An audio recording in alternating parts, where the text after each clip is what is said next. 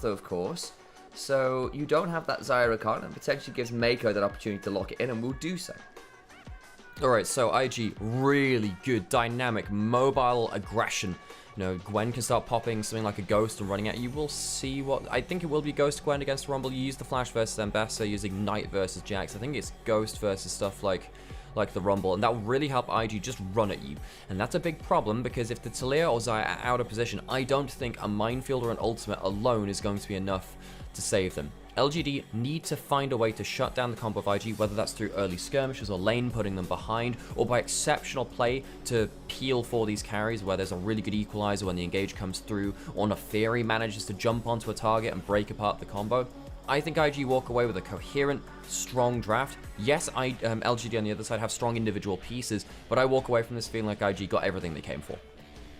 I can see it. That mid-game snowball, that sort of level 6 marker as well, going to be very, very scary. Not again that I think LGD, we've got a bad way to play around this Neferi. I kind of agree with you. I somewhat fear that they kind of do what IG do, but slightly worse. Yes, look, anything you can do, I can do worse. That's the phrase right there, as we'll load ourselves into game and get ready for our first of 6 best of ones today. On those jungles in particular, JJ has been having a great time right now in Victor's game and has really been stepping up. Finally back on a roster, it feels like, where he is not forced to hard carry when people are not having the best time around him. Slight little tidbit as well. Rookie always used to use Foxfire Ahri. That was always his skin. And then Knight beats him with his own skin in a very tense game in playoffs last year. Feels like Rookie's now dropped away from using that. Maybe a point of pride. There's a storyline there. Using the classic, but hey, if it's good enough for Faker, classic Ahri's good enough for everyone. It's good enough for me too. Let's hear those gyros.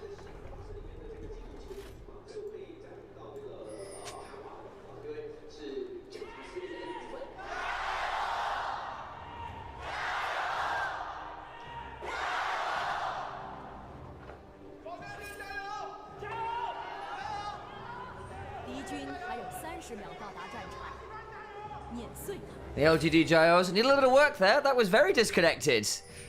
IG1 significantly more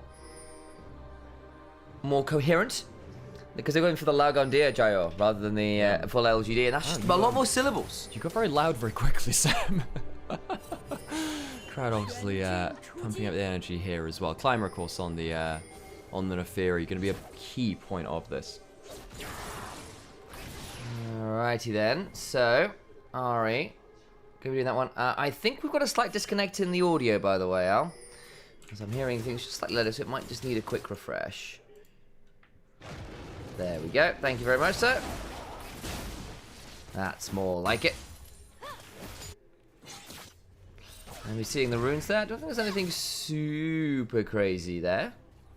Looking through it, obviously I know the Ahri stuff. Choosing to go towards the Inspiration second. You can sometimes go towards stuff like Resolve if you really want to brawl early. But against the Taliyah, you're pretty okay in lane, actually. You kind of get towards that early Electrocute well with the W. You can even tank up the Taliyah W, as if you have Electrocute and you'll win that trade, which can be pretty nice. Going towards the cookies. Everyone's going for cookies. There's 4 on the side of LGD. Everyone loves their baked goods, Sam. Well, they do. Feels like they fell away a little bit, and then people go right back to picking cookies every game. Even to the extent of keeping them into the late game, which always feels a bit weird, but hey, there we are. Question as well, is Taliyah always a phase rush user? Yeah. Yeah. Yeah. Just had a moment, I feel like I see it on her quite a lot, but I was like, yeah. Do I see it every time? Rookie's trading really well here, by the way. The early lane from Rookie got the Electrocute, the 2-part Q earlier, hitting a Q well there too. And now the problem is, XQW is actually under threat at a random Charm Flash or JJ running across mid lane. He does need to actually be very careful. XQW will likely have to take an earlier recall than he would have liked. Yeah, ow. Like that, because Rookie has now had Electrocute used on cooldown, hitting Q and W on cooldown. And while Rookie has, you know, used a decent amount of mana, it's not the most amount of it. The Shy knows that XQW can't roam over. He's got pushed in top lane, spots out Climber. So IG have pushed in mid lane, pushed in top lane, got an early teleport from XQ earlier than he wanted. Only gets the tier, which is not really what you want from that first back. Whereas Rookie is going to be able to get himself towards his first CS of the game. So we do have a quick stutter in the stream, as we'll figure out what's on with that once it loads again.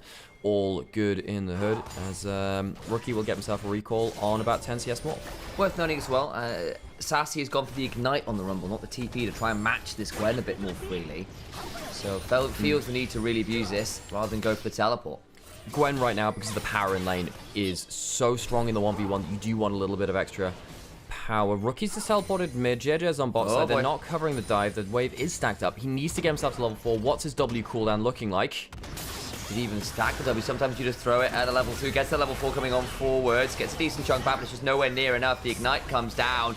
And that damage additionally alongside the Darking Dagger is enough to claim the kill. Sassy survives. Don't even need to burn the flash.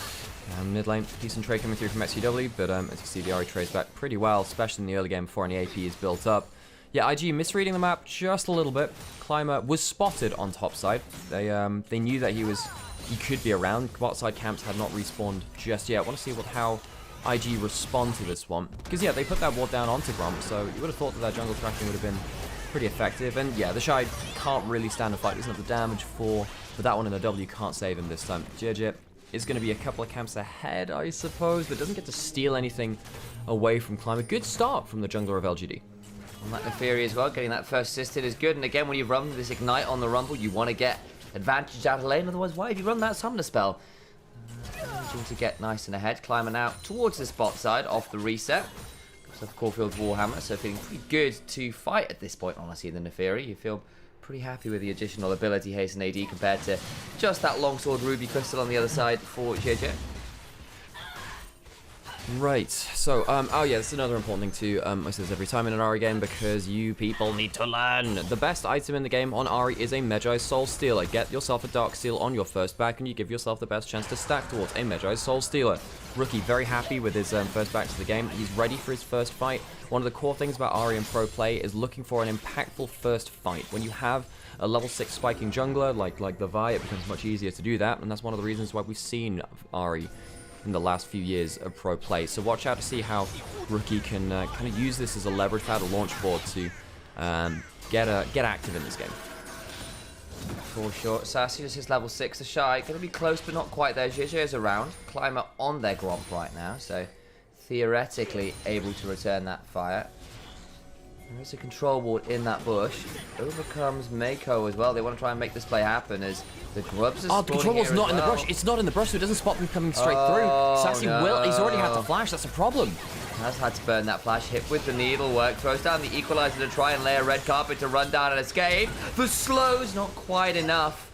And in the end, JJ with a flash will help secure it with that denting blow, I believe. No, sorry, Relentless Force is the expanded punch.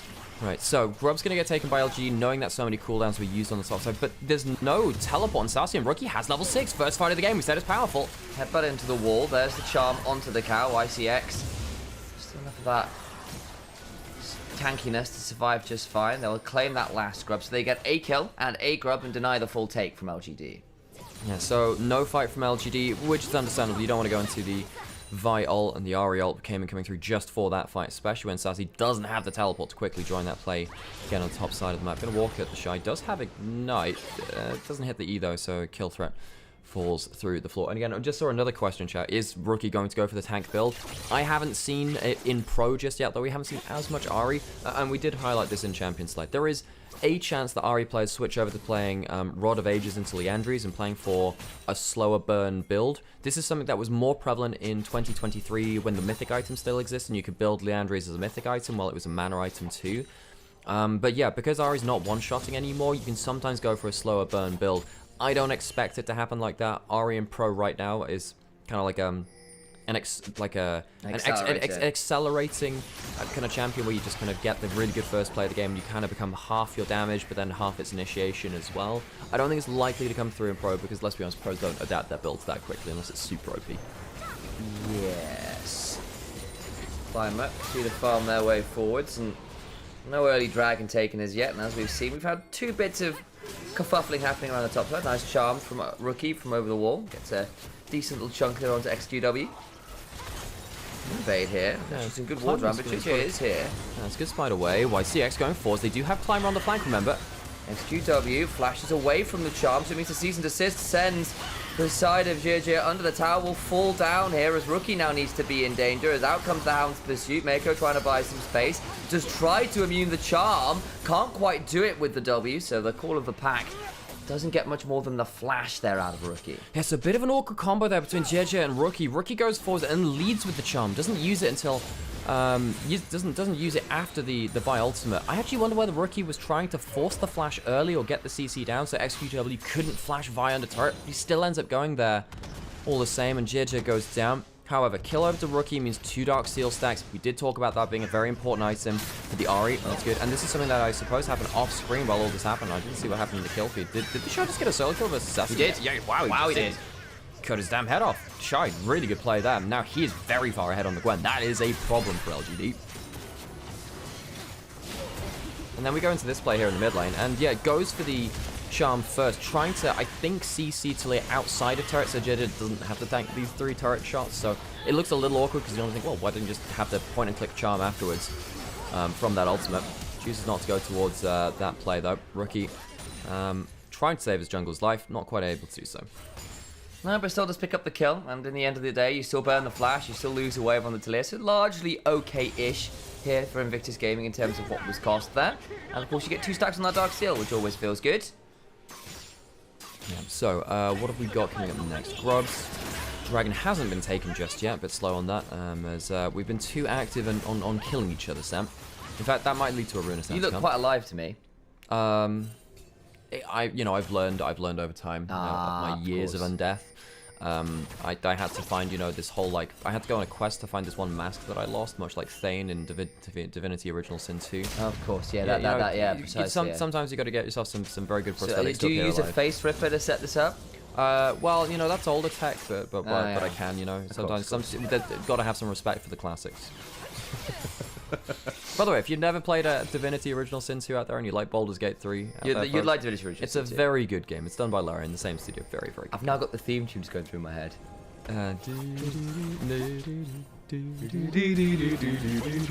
Exactly. Memories we have of that game. Rookie's gone into a side lane now. Has teleport. Yeah, I feel like you turned that into a football chant. Sam, I don't want to, Sam. I heard, I played Fort Joy for about 60 hours. It was too much. Rookie pushing in, going to a ward and coming out of Fog of War. The master of Fog of War himself, Rookie, comes to join the play. The original Fog of War flanker, not number 2. The first one is Xiao is in danger. He got into the air briefly. The charm just wide. But that's flash, that's exhaust, that's ult down. And then Y6 and Climber splits off from the team because the AD carry cannot be here. Equalizer is good. It's just not enough. Rookie using that ult charge to potentially chase down Climber. He's only got a single doggo with him. And unfortunately, that does not make a pack. Yeah, and XQW doesn't have the teleport. LGD thought maybe they were just safe to go towards the objective, but now Sassy has Ignite, has Flash, can't teleport away from the play. He's getting gunned down by the Shy, though. The Needlework goes through. Ouch! And in comes a cease and desist, and the Rumble just has to sit there and die. The acceleration has come online now from IG. They're going to go back towards the Grubs and make it 3-3 in the overall Grubs score. But more importantly, Rookie gets another kill. He's 4 stacks on the Dark Seal now. And what did we say? He just comes out of Fog of War. He comes out at those unexpected angles. Gets the ult and flash out of Shaya very easily in that play. Yes, XQW gets himself some plates on bot side, but IG very happy with how the skirmish is going.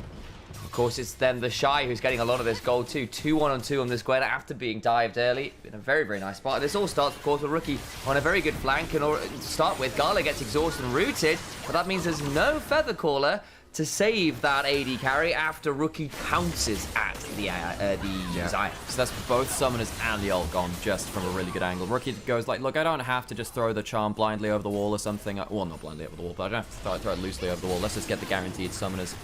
An ult gone. IG will see that dragon go down. First dragon of the game over to LGD. My problem with this is, yes, dragons are good.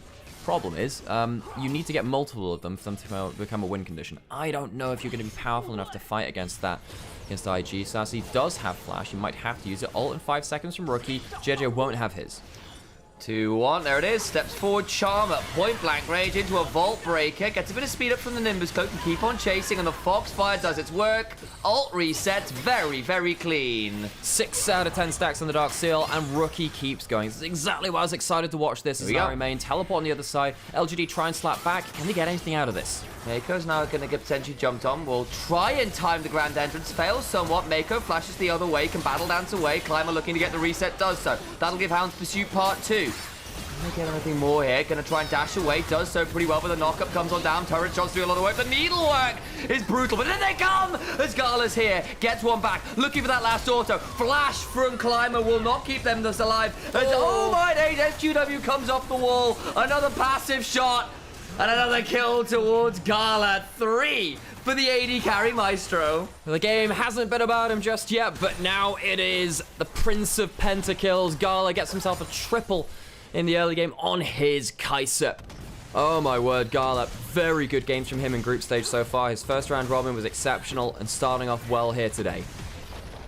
Looked like a decent start to begin with after Mako went down. You've got a 1v3 under the turret for the Shy to try and fight his way through, but the moment Gala gets to come on over and ult on in, it gets very tricky indeed. And this is the problem, playing against this kind of IG comp. They are so quick on the roam, they're so quick at following through. Flashes out of the minefield, which buys some time. Mako, of course, dies to the next Dark and Dagger coming through, but, you know, you've used a lot of your burst at this point. Yes, you have a second Hounds for Deep Pursuit, but the needlework, getting the heal from the 1,000 Cuts passive, is enough to make this a very dangerous situation. Gala, of course, then flies in and cleans up, has the red buff, which gets the burn onto XQW.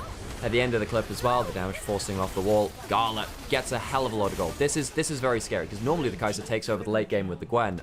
They're taking over the early game. Yeah, and you get Flash and ult off YCX and the Ignite. Flash off Climber. Gala has to burn his too, but hey, for Kaisa now very, very scary. And you've only got one exhaust, so that's on Shy. He's going to try and use it to survive all the dive coming his way. Ooh. XQW Flash is still hit with the charm. Under turret we go. Seraph's a decent shield. Last order would do it. Just about goes down. Loses all the stacks of the dog shield, but gets the kill. I don't think they realized that Seraph's has completed that. Not gonna lie, I feel like they misunderstood that shield. Oops. As IG, they do get a... I wonder at that point whether JJ should actually lose his life instead of Rookie to preserve the stacks. I would have done that. Because you don't want to be losing them. But all the same, Rookie... I mean, he gets another kill for himself. The gold is still in pocket. And JJ will take a full tower there. JJ, he's going to get ahead of the game, getting towards himself closer towards the Black Cleaver. Hilariously, after the shutdown gold went over, the Talia is ahead in gold. That'll do it for you. When you're taking, when you got those plates on bot side as well. Rookie, yeah, this is the thing about playing towards the snowball Iari style. You do need to not die as well to preserve those stacks. So, Rookie, yeah, a bit sad from him. I actually wonder, by the way, if there's a way he could have Q flashed to the side here to secure that kill, because he doesn't actually get the Q onto him easy enough. He's down a level. He doesn't have level 11. That definitely hurts. Not a great flash from SQW. JJ starts to tank up the aggro. And you see right here, Rookie chooses to... yeah, no, it's a bit hard to get out there. You can't really get through the minefield. Harold is up. Rookie on top side. JJ coming in as well. YCX trying to headbutt away to buy some time, but in comes SQW with the wall. Not fantastic. Means he's actually trapped on the wrong side of this. YCX with the ult though, buying a lot of time. Hounds Pursuit comes in, but Mako will immediately throw down the quickness. Exhaust onto Gala. Denies a lot of the damage. The barrier comes on through Rookie. In the middle of everyone, goes down. Gala gets one back. Good ult, but it's well read from Xiaoye, who flashes to pull the feathers through him. Ends up being a 2 for 2. It does. IG, not a great fight for them. Honestly, given how far ahead they're meant to be in this game, going 2 for 2 and giving up the Herald is a loss for them strategically. More gold going over to the side of the Talia. Ari not getting a great fight. Not really sure what Rookie was doing going into melee range, trying to spread the Malignance burn, but just kind of dying for free there. Giving up another life. Every kind of death when you're trying to snowball like this does slow you down a little bit more. So what happens here? Gwen's on the top side. Gwen's not in the fight. Gala doesn't come through for his big kind of damage for most of this fight either. Charm misses. Jejeff is on half HP. Rookie makes a mistake right here though. He just ends up going into melee range of the Alistar. That's a big mistake. He doesn't even need to headbutt to get that pull on target. Big mistake from Rookie in his positioning of his ult. Xiaoye, what a flash there. Also the exhaust keeps him alive earlier on. Of course he does still fall, so credit over to Gala, who's now 5-1. This Kaisa at the rage blade already. Very, very scary. And a good combo there from YCX. Messing up Rookie though, as you said. Probably shouldn't have been given a free pulverized headbutt combo like that. It should normally be the other way around. Yeah, that's not my favorite way to play out a team fight, I suppose. But look, the thing is, IG, they have hyperscalers in top lane and bot lane, and they're still ahead of the game. So while the mid jungle are kind of like your mid game snowball archetype of the kind of play around team fights and sidelines, whatever really, and they have done that both so far. The Kaisa and the Gwen will still be absolutely disgusting to have to deal with from LGD later into the game. Also worth noting, this Neferi very happy at the minute. 2-1 and 3 after the last couple fights. Yep. Has managed to pick up those 2 core items in the Eclipse and the Black Cleaver. Not going towards the Shojin this time around. Wanting a little bit more of that armor shred, a bit more of that individual burst rather than just straight ability haste. Not the Black Cleaver isn't giving you any, of course, but still, that is the decision here. Yeah, I mean, either one of them does. They're good kind of like HP items, which give you some good brawling potential as well. Right, Dragon's down. We do have the Ruinous Atacanus on top side of the map, so we'll have to pay attention to that. LGD, not out of sight in terms of gold. They are not too happy in terms of their side lanes, though. That's a big problem. Shot. And this is a problem. He does have flash, easily forced away, though. Burns another cooldown or two. Be pretty significant. And again, you don't have the teleport on this Rumble, so very attackable in that sense. All the while, Rookie has been all about the playmaking. Gala has just quietly been getting further and further ahead. JJ finally spotted out as he came over that wall. Rookie's still around, still has the ult to work with. Sassy has now reset back to full HP, but they're just claiming all of these wards. Look where Rookie is. He's in that bush again on a flank angle. You've got to be so careful. W lands. Oh, you're going to go over that. No, you're not. They're playing with the toggle of the observers to show exactly how little LGD know about their own jungle and where this Vi and Ari are. And hey, one of the things that which we highlighted right the way from Champion Select is, Rookie is one of the best users of Fog of War in the entire game. He is so good at finding pockets and unexpected angles and forcing your carries to play much more defensively than they'd like to. So, IG, let's see how they wield that as a weapon, roaming a brow part on the map now, starting to clear out some vision, put down some control wards, and just making sure that LGD have to play a little less comfortably. Well, there you are. Sharia picks up the Flicker Blades. Essence Room Flicker Blades now done, and in fairness to Sharia, has done their best to not fall miles and miles behind on an individual level. The problem is, of course, that Gala has picked up 5 kills, whereas Sharia, outside of a really classy little flash feather ball, is in danger, but all the while, Atacan's just gone. Atacan's just gone. Yep, and IG, well, we're asking him, hey, how are you going to use that Fog of War as a weapon? Well, one thing is by using it on those objectives, and this is how they use it for the fight. Climber will try to go invisible and invulnerable, but a wonderful grand entrance. Gets a kill, Sassy goes down after. Double over to the Kaisa. They'll lose the Vi in trade, but once again, they come on through. Rookie lands another decent charm. Can't quite follow too much, but the Shy's got some needles to throw at people. Welcome to the acupuncture session. And LGD go, yeah, no, thank you, not interested. Drops the exhaust, runs away. Gala stops a recall there, and Gala gets even more gold. The baton has been passed. Now, normally this happens at about 25 to 30 minutes. It's happening 5 minutes early because he has so many kills. He's got 7 kills. The Kaisa is not meant to be this fed at this point into the game. And unlike poor Arn yesterday, I think he'll be able to carry this one a lot easier. The Fog of War, we were talking about it being so important for IG and so important for Rookie. Uses it for the objective, uses it for the fight, and that sets up Gala for success. Really well played from IG in the setup for this play. The hard work was done before they pressed their buttons, and it allows them to walk at them by so much angles onto the backline. Honestly, the more I'm seeing it, the more I like the exhaust pick on Xiaoye. Like, this is like 2 or 3 times now I've seen that this guy would have died in an instant if he didn't have the summoner spell. Has got to do a lot of his own stunts this game against the likes of this Gwen, this Vi, the Kaisa, the Ari. Lots of people are going to get in his face and try and take him out. It's kept him alive once, but I just don't know whether it's going to be enough, because the problem is, for all he's stayed alive largely, he hasn't gotten that much out of the single kill this game. They have Herald still, and they'll manage to charge it topside.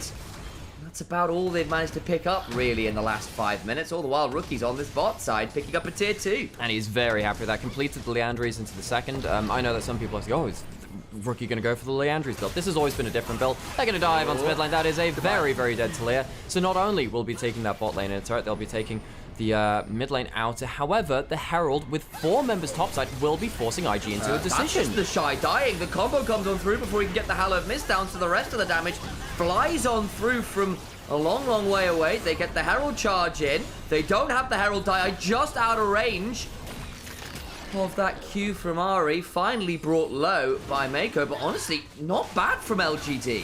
I mean, yeah, but now they're losing in a turret mid, at the top lane, mid, and bot lane, which they took earlier. The recall's going to be stopped from Climber, so he's not going to be able to stop the Dragon. So it's Dragon, and 3 turrets for 2 So IG still trade up here. It's not bad to use that Herald there, but IG, I mean, credit to them for kind of sticking to their guns and saying, no, eventually we'll win out.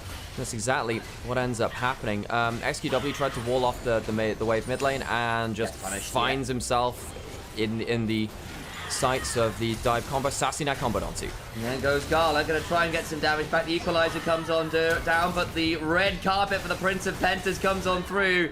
And unfortunately, the bouncer says your credentials have been denied. Get headbutted into a wall, nerd. Chose not to use the barrier. I wonder whether he could have popped the ult and then, not popped the ult, popped the barrier and looked to turn around with that, but chooses not to. The thing about Kaisa is you don't tend to build much lifesteal anymore. It's been a long time since that kind of made its way into the build, so didn't feel like he could outplay that. What that? You know, I'm going to put this out there. You know what that also does? It removes the bounty from top of his head and it goes to the Alistair and not someone else on the team. Legit, that's a fair point. That's actually a fair point. You know, if that goes to Rumble or it goes to Xayah, Talia, yeah, they're much happier with that one. Gala, yeah, it has the barrier, just chooses not to use it. Maybe thinks, yeah, I'm going to die anyway. Let's give the gold over to the Alistair. If that is the decision making, I think that's quite salient. I don't know. I also got XQW coming on down, so it might have been tricky to escape regardless. Of course, Supercharger, Flash Barrier, it's a fair amount of tools for a dear old Kaisa, who is now at 3.5 items, by the way. But still, damage done. Kills taken to the right places. IG in a solid position this game. Only 2,500 gold up, and a lot of that, honestly, is the fact that LGD have been able to pick up a few structures and kills of their own. And the other thing is that the Alistair has a 1.4k gold lead now. But, like, Alistair, yeah, you have a notes for how. I'm sorry, that's not carrying you at this point. Mako, the player with the deficit, but the thing is, supports don't care about that. They're on, you know, they're on kind of benefits already a lot of the time. They don't exactly get to play the banking game. As IG looking for probably one last fight to break open this game. The side lanes are already so difficult. This will go into a Baron if they were to play. Remember, they have the Ruinous Atacama buffing up their grubs and dragons already. Little note there, actually, the Hex Drinker picked up by Climate, I think into the Ahri and the Gwen. I think that makes some sense to me here. Hell, even the Kaisa, who's gone for the Rage Base, has got a fair amount of AP to her name at this point as well. Yeah, it makes a lot of sense, particularly because you can use those resist on your other shields too, from your Eclipse and from your ult if you get that. However, while all this is happening, LGD don't get themselves a Baron start or a Baron angle, and they give up an inhibitor turret down in bot side. The Shy does have himself level 16 now, 3 level advantage over his opposing number. Man, he is so strong, and we wondered whether with standard lanes coming back, that might empower someone like the Shy, who has always been known as a laning specialist. Like, this is a guy who was notorious for the advantages he could pull out of lane and for his absolutely wild champion pool. I still remember the Kalista top. Sassy eats about half his HP bar there. Gwen's going back towards bot side. Gwen's going back towards bot side. LGD don't find themselves a fight. Rookie says, look, we're playing for disengage. Let's go make sure I get out safely. Burns the ultimate, but Gwen gets herself probably the whole inhibitor by this point. LGD need to find a fight. They can't wait until the Gwen just destroys her inhibitor. Sassy's going down to answer, but Rumble all he can do is, what, wave clear? He doesn't even have a teleport, remember, he's got the ignite. So he's down there. It's now a guaranteed 4v5 top side, assuming the Shy wants to pull that teleport. So, honestly, mission accomplished as far as Invictus Gaming are concerned. Yeah, and Rookie's going to have his ultimate back soon enough anyway. You know, you have Ultimate Hunter, you have yourself the Malignance and level 15, not level 16 for like the super short cooldown. But upgraded Ionian boots too, right? So there's a lot of ability haste there. Yeah, Rookie's very happy with just trading an ult there. That's one of the better things you can do in late game as Ahri. And one of the big changes to the champion in general was her ultimate being so much more available with Malignance. Means that so for instance, assassin versus assassin matchups, it helps a lot in solo queue because you actually could trade 1-for-1 with like a Fizz ult or a Zed ult thereabouts. You know, before that you'd probably have like an extra 30-second overlap, which was really not good because that was effectively a whole wave where you couldn't walk up into lane. Nowadays, you pretty much always have your ult if you play around it defensively. Yes, you'll have to wave clear for a couple of waves, but it's not that problem. The Shine needs to pop his Ghost. As his Hallowed Mist down, Climber looking for an angle, but JJ is there to defend. Turn around now, potentially coming on through his Rookie, goes looking for Sassy, who flashes away, and JJ is very deep and just dies. Nice combo back, and suddenly there's a reset on the House Pursuit. Shy steps on forwards. Looking for an angle now is Rookie, who gets the charm, flashes on out. XQW then has to return his own flash away. Health bar's low, but honestly, a kill onto your jungler as Gala into the backhand has got the GA. XQW goes golden, still alive, an auto away from death. Finally goes on down as the Acathian rain pours all over the side of LGD. Xiaoye in danger, goes up into the air, flash away, exhaust on down to Gala, who's got the Guardian Angel, will be back alive. Mako looking to defend him. Ari gets that kill. Gala tried away as Climber eviscerates on out, goes untargetable. Rookie gets the double and ends up being a 4-for-4 somehow. IG use their AD carry as the Wrecking Ball, but it isn't a clean fight. Rookie has his ultimate coming up in a few seconds, but IG, start of that play, not the best. JJ and Rookie once again desynchronized on their engage, and the charm is flashed away from JJ, is left with no follow-up for his own engage, and he gets burst out very, very easily. JJ doesn't have the best targets to choose in this game. You know, the Neferi can press W, the Xayah can press the ultimate. It's not the easiest choice of engages, however, IG, even with an even fight, will get themselves the dragon afterwards, so they win in the objective game. Love to see the replay there, because honestly, that stopwatch was about as lucky as it gets for XQW. Bought so much extra time. So initially starts with that flash away from Sassy. So JJ misses his engage. He doesn't even get to use his ultimate, so he misses his Q. Alistar, YCX, honestly, good game on the Alistar from him so far. Punished Rookie earlier, punishes JJ here. It means that the Vi can't come through. There was no charm follow-up either. So it's basically just on Gala to just do some magic. XQW makes a big mistake and gives himself a single target Q to the Kaisa, whilst also not being able to press that Zhonya's before the damage already comes through. And then Gala thinks, well, I've got to make a big play. Goes in with the supercharger, but Xiaoye has an exhaust, and that exhaust, which you were calling out earlier, is so important versus the Kaisa. Gala not able to get the cleanest fight he wants. Onto the Baron. Back to the Baron we go, and that last fight, LGD burned every single flash, basically. So they don't have it all available aside from any on YCX. That proves really problematic now. Sassy sidesteps the charm, but has to backstep to do it. And that means he's not running away, even with the scrap shield speed up. And then the last bit of the needles comes on through. The Shy, not overstepping this time, got blown up mid-fight. Going into 4. And they lose their top laner. Dragon was also secured, and they survived the last fight. They burned every tool and the kitchen sink in order to do so last time around. You know, given that Rumble is the strongest meta top laner and permanently banned, Sassy has not paid back this first pick Rumble. In the individual lane, the Shy solo killed him. The team fights haven't been good. It's a 3,000 gold advantage. The top difference is absolutely insane in this game, even though it is Gala with all of the kills. Serious shout out to the Shy, who's having good split in split 2 so far. Standard lane's looking to really impact this player. 700 gold from the inner turret too. It'll increase that gold to 3,500 gold individually. I mean, he's what? Something like 80 CS up? No, my math's a bit poor there. 70 CS up in that matchup. That's rough. That's really, really, really rough. Over the wall they go with Rookie. Gets a decent charm angle. Maker goes in as well. They get the ult out of YCX. Still got an ult charge remaining. I don't think he's going to go over the wall because he doesn't have the flash. He can just stand here and look to be as obnoxious as he wants to be. The Gwen hitting the turrets with the Ruinous Atacom, buffing up only the 3 grubs, but still that. Towers just don't exist to this champion. So that's going to be Inhibin bots still down for the next few seconds. So that'll be the last wave of super minions has already spawned. Top lane Maker goes in, finds him. Oh boy. XQW gets to go golden, headbutt into the wall. YCX is trying, House Pursuit at the backside, trying to get that reset onto Mako. Does get it, finally, but dies on the way out, no escape. The needles come flying on through, and the cow just about stands this time around. Charm. They do land the charm, down goes Sassy, and they get another kill. Rookie on the rampage. Seen that one once or twice. This split goes flashing on forwards for another charm. The exhaust comes on through, though. Headbutt is also there, and Rookie can't secure the kill. Nice exhaust again from Xiaoye. Nice exhaust, nice Alistar play. LGD do pick off the mid laner of IG as Garland now left alone. Sidesteps the seismic shove. SQW now in danger as the Vault Breaker comes on through and they lose the Talia. Gala now looking to trade on out. The Acathian Rain comes on down, and it's a single target Q as well. So that rain is nice and concentrated. The Shy comes teleporting back on in. They'll get another inhibitor. Hell, that's the last one. It's the Shy. Just steps on forward to Xiaoye, who did have the ultimate. Gets the feather fall, but there's a stopwatch. And Xiaoye's heroics not quite enough. Flash on forward for the smite, and the Shy bleeds out to Climber. The game will not end here. Despite IG's best efforts, they run at the Nexus, and they do manage to get a handful of kills, but not without their own. Rookie goes back and says, screw it.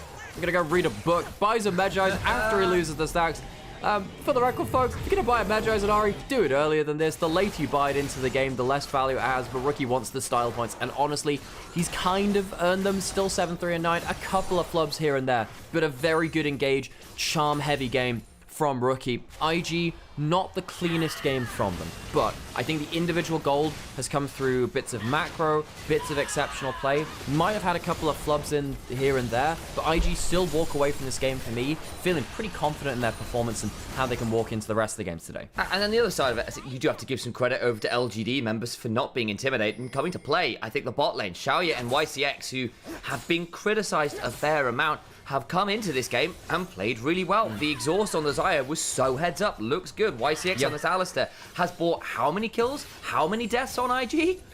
Look, LGD have a kind of a budget rookie roster. No one on this team is veteran. No one on this team is a superstar.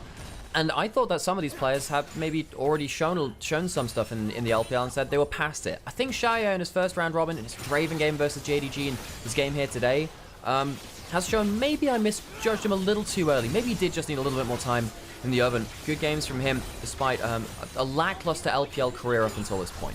And of course, LGD still likely to fall here, but I think that does give them some hope for securing at least third. I think it will be fair to say. We'll see. They'll play against LNG, likely for that swap. See whether any real shenanigans happen with JDG. LGD very nearly beat JDG in the first round robin, so maybe there's something more to be said about this team. I thought that LGD started the year with this kind of roster might be the worst team in the LPL. They've been better than that, I will say. Look, they are going to lose here today against IG.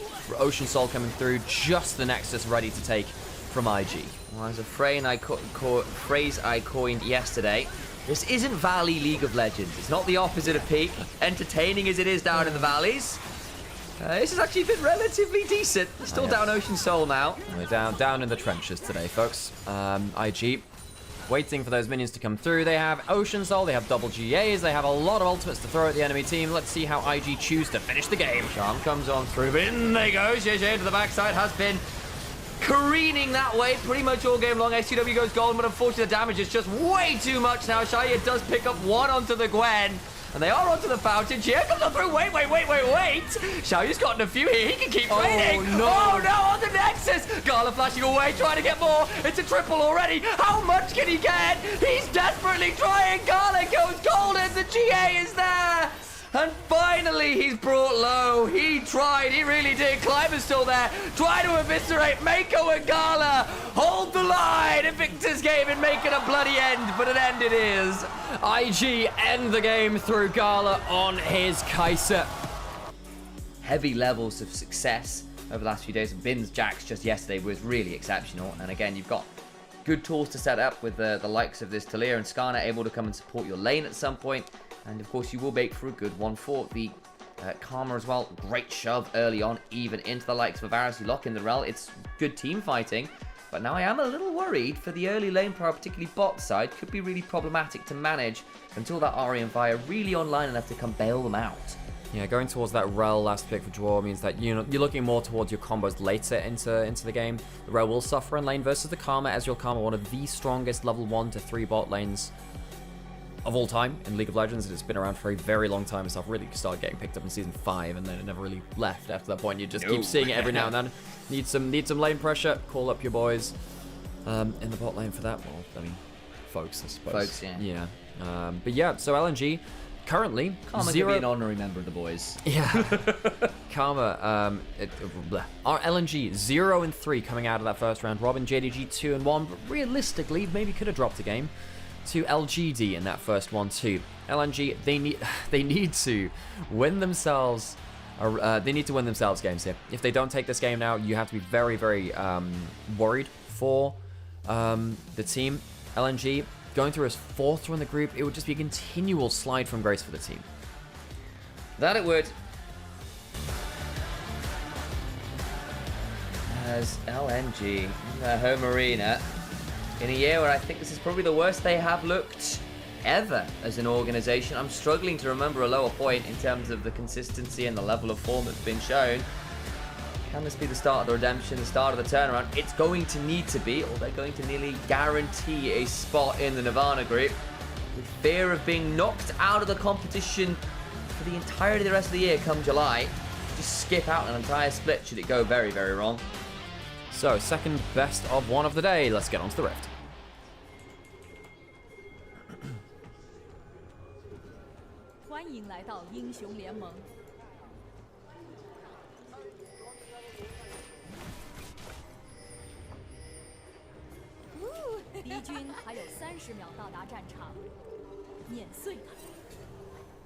Crowd mic not properly tuned there. We heard just the edge of a gyro as they turned the mic up at the very end of it all.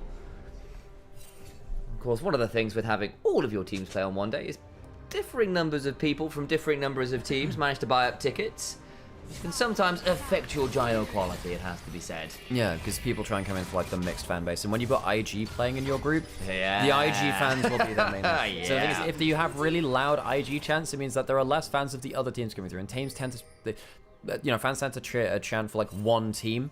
You don't get like multi-team kind of like fans as often here. No joke, when we were at the NLC finals, we had some... Wait, Allah, he got himself 1 gold from fishing in river. Game's over, man. That is, I forget you can do that on Jax. The other thing is, I love the fact you can spend gold as Samira to taunt people. You can flicker gold at people. I still want someone on Samira to execute someone with an Elder Dragon burn by flicking a coin at them. Or collector. Yeah. Would be very, very funny. It's, yeah, we'll see what we get from this early game. Of course, lane pressure is something that we've talked about an awful lot here. Haichao started with the Q level one, interesting versus Italy, not wanting to go for the electric W trade, which is one of your easiest ways to play at the trades. Q does give you better wave push, though. Still doesn't match the Italy, but it means that you're not shoved in as easily, and that does mean that Weiwei can go for an early invade. The mid lane prime might come important into that. Shun smites early onto the Gromp. Level 2 on the Vi, misses the Vault Breaker. That's not the Weiwei. He's going to have enough people. Reminder, Vi at level 2 is not fantastic. She's going to have to recall. Weiwei, what has Weiwei done? What has he done? He took red buff, went over to the other side of the map, and tried to fight Arskana at level 2 to level 2. No. Vi is not a champion until level 3. That's a huge mistake from Weiwei. A huge mistake. He'll set him behind a Raptors camp. Now, what'll happen now is Shun will probably go mid lane to mid lane. He'll get himself not level 3 off of this, but Haichao might get pulled from behind here. Stun comes through from that. Now, Shun at level 3 will be threatening onto Haichao. It's going to be flash at minimum. Oh, he doesn't get out of the stun either. Oh, my God. Haichao flashes into the Ixtal's impact from Shun. Panic and disarray from the team of LNG. Weiwei. Awful early plan from him. Haichao, awful early reaction to Shun. Flashes into the one thing that could get him killed.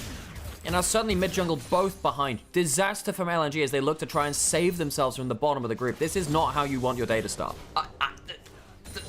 That could not have gone more wrong. I genuinely don't know. Awful invade into awful flash and LNG in an awful situation. You know, Hydra goes back and says, all right, I'll buy myself a Dark Seal and I'll be happy about that, I guess. I mean, there has to be comms from team. What does Weiwei think is going to happen here? They don't track Skarner coming down. Do they think that Skarner was just going to clear from top to bot? They didn't spot him heading across the river. Weiwei not tracking his early jungle, well, tracking it well into one side of the map, but then trying to fight him level 2. Why would you do that? Feels like Weiwei has given such an opening to Shun here. And for me, yes, Haichao, bad reaction in that mid lane, but the opening was created by Weiwei being so outplayed by Shun in the early levels there now. Vi's going to try and counter Invader and try and steal away the blue buff, going right back on spawn. He's going to try and pick up the Scuttle Crab first, but of course with the respawn coming on through, the reset, sorry, for Shun coming on through. I don't know if it's going to be an option so freely anymore. Might instead look towards Krugs or this Jax, who's quite shoved up, but I think with Zucker being so low, not an easy pick off there onto the Jax. Oh my days. Well, Zucker has teleport, so he doesn't care about this. He also has Biscuit as well, and you can see he's pop one of them, and then because it scales off of missing HP, the lower HP you are, the more healing you get. Zucker's pretty happy here. This tends to be the way of things, as both top laners have Biscuits in inventory. Zucker knew he wasn't likely to die immediately, so just says, alright, use the HP as a resource. Arla takes a bit of a chunk back, but the wave is nicely shoved in. Weiwei now just throwing down a control ward, going to pick up this spawn of Raptors, all the while Shun double camping there, going to look to try and invade on the Raptor spawn potentially. Goes driving on through that bush, perhaps to see whether there was a Vi in wait. Nice charm onto Scout, but as point. That's the only good thing I've seen this game. Down 10 CS off that unfortunate gank early on that put Haichao down quite a lot in this early game. I mean, there is one bonus in which Photic and Draw are not behind against the Ezreal Karma. We haven't really focused on bot lane because it's not been that interesting, but even in CS, there's one plate missing. There's a plate that was taken from bot lane turret, but that's it. It's not the end of the world, especially against Ezreal Karma. You're expecting to fall behind. Draw has gone for that poke Varus, and he's gone for the teleport too, worth noting. Worth noting, of course, well, yeah, you're right about that teleport, that we have generally preferred Photic on caster AD carries. He was always a fantastic Senna, for example, if you wanted the kind of champion he often likes to favour. The Ziggs is pretty good too. Ziggs, exactly. I think the poke Varus does kind of fit into that mold to an extent as well. I don't mean to flame him, but if he's on a champion that needs to position an auto attack, I don't like him, and that is most of ADC gameplay. But if you have to play on stuff that just casts abilities instead of auto attacks, he feels a little bit better. Like so he's a decent Ezreal, for example. Decent Ezreal, decent Senna. His Varus has been okay. We'll see how much he can do in this game though. But they are playing from behind now, and that's a little bit of a problem. That is, and pays in Karma for missing. I don't know why I decided not to give missing his name and call them the champion instead. Still going to get a good shove on top. So and continue to try and allow Shun to take away these grubs for free. That'll be 3 of them secured. Wei does at least trade that out for the Dragon. Overcomes Scout though, looking for the Weaver's Wall. That's going to leave Jaw caught under turret here. Do they want to take this dive any further? I think Photic wisely backing significantly further away. There goes Pace. Arcane shifting forwards into the damage from missing. Shun's here, charges into the wall, throws an upheaval at the Rel, overcomes Haichao, but it's still a 2v4 until the Wei Javai can turn up. Does get the Skarner back, but is shoved back over the minefield. Wei no flash, now in danger themselves. Likely falls down, does so. Photic low, not quite down. Haichao trying to get the reset, does so. And now suddenly this Ahri flashing on over the wall, and JDG have overplayed it. Split their damage too much. Flash forward from Scout to finally pick it up. Jean mounts up, Shattering Strike doesn't quite have the damage. Until Leah picks it up. How many people just side there? 4 for 3. 4 for 3. 7 kills at 7 minutes in the top lane. And the Talia comes away with 3 of them. Scout is so ungodly fed now, even though it was really an overestimation of JDG. They don't cleanly get everyone away because they have turret shots coming through. Haichao makes his way up to the play as well, and you get a lot of Ahri resets onto you. People forget that it's not just the ult recharge that you get when you get the kill or assist onto Ahri. You also get an empowered heal from your passive too. So Haichao gets one of them, gets another one here as he gets the backswing on his Q. Maybe a bit of a mistake there from ulting over the wall, because he could have hidden behind Draw. Didn't need to use that flash. I think Haichao maybe mechanically outplayed that one, but he gets himself, 3 empowered heals in this, which keeps the fight going a little longer. LNG get more than they should have done at this point. And that was better, and you get a couple kills on the Ahri, that's nice. The Vi has a good time in terms of getting involved there. Unfortunately, Photic got involved in none of them. And that kind of sucks, whereas actually everyone else is involved in assists pretty heavily around the board. Your Skarner's at 2-1-1, your Talia is at 3-0-1, and Scout with the lead is a Scout that can start taking over the map. And not just the kills now too. Photic behind almost a full level in experience. Nasty. You can see on the left-hand side of your screen, Pays pretty much TP. Max at level 7. Photic not at that point. Yeah, there's a teleport down to the bottom side of the map, but realistically, actually, what are you going to do with that? Scout. Like, this is a big thing that Scout tends to do. He teleports into Arla's lane, and he looks to push a tower. That tends to be the way of it. Not going to combo quick enough. They didn't move in there. But Scout loves teleporting to his other solo laner's lane to get some plates off of that tower. Arla will now likely recall and go to the other side of the map. He'd love to teleport up there, but his is currently on cooldown. Wei is around with Draw, so at least defensive crew, but there's 5 members here. Ahri doesn't have TP. This would be a very heavy dive. Shun with the ult available could start things off very aggressively here should they so choose, but they decide against it despite bringing out absolutely everyone. Well, Jax had already recalled, so Jax was going towards top side, so JDG made that play kind of knowing that they'd had their attempts. They went for that counter-strike. After that point, so shuffling a wave into tower, making sure you don't get screwed on wave management. Pays are missing. End up in this bot side again. Wei hasn't left. Doesn't want to step forwards there particularly aggressively. So still hanging around looking to try and punish Zucker. Not allow an easy reset on this Ambessa. Two-shot barrage does clip those backs. Does clip the wave though. Yep, so they'll keep on pushing it with that one. Of course, that play there where Scout kind of makes the unexpected teleport towards bot side, push that in. That is a very Scout move. If I were to like explain, give you a scoutism, that's it. The way that Scout plays the game of League of Legends is, how can I open up a side lane unexpectedly? And, you know, he would do that with 6 Grubs Azir, he would do that with, you know, different champions which push towers very well. But after that, after, you know, things changed from double heralds in towards those Grubs, and, you know, the AD mid laners kind of fell away in this split and stuff, what he would do instead is he would teleport to, I mean, it was Zucker's lane when he was on the same team as him. Yeah. You say, look, you push up your lane, you brawl, I'll teleport to your lane, and we'll have like one wave to push a turret, and we'll keep doing that. We'll keep just having momentary 2v1s in side lane, and then you can collect the other side of the map. It's a very scout-based thing. Very, very good at taking towers. He is the demolitionist in the LPL.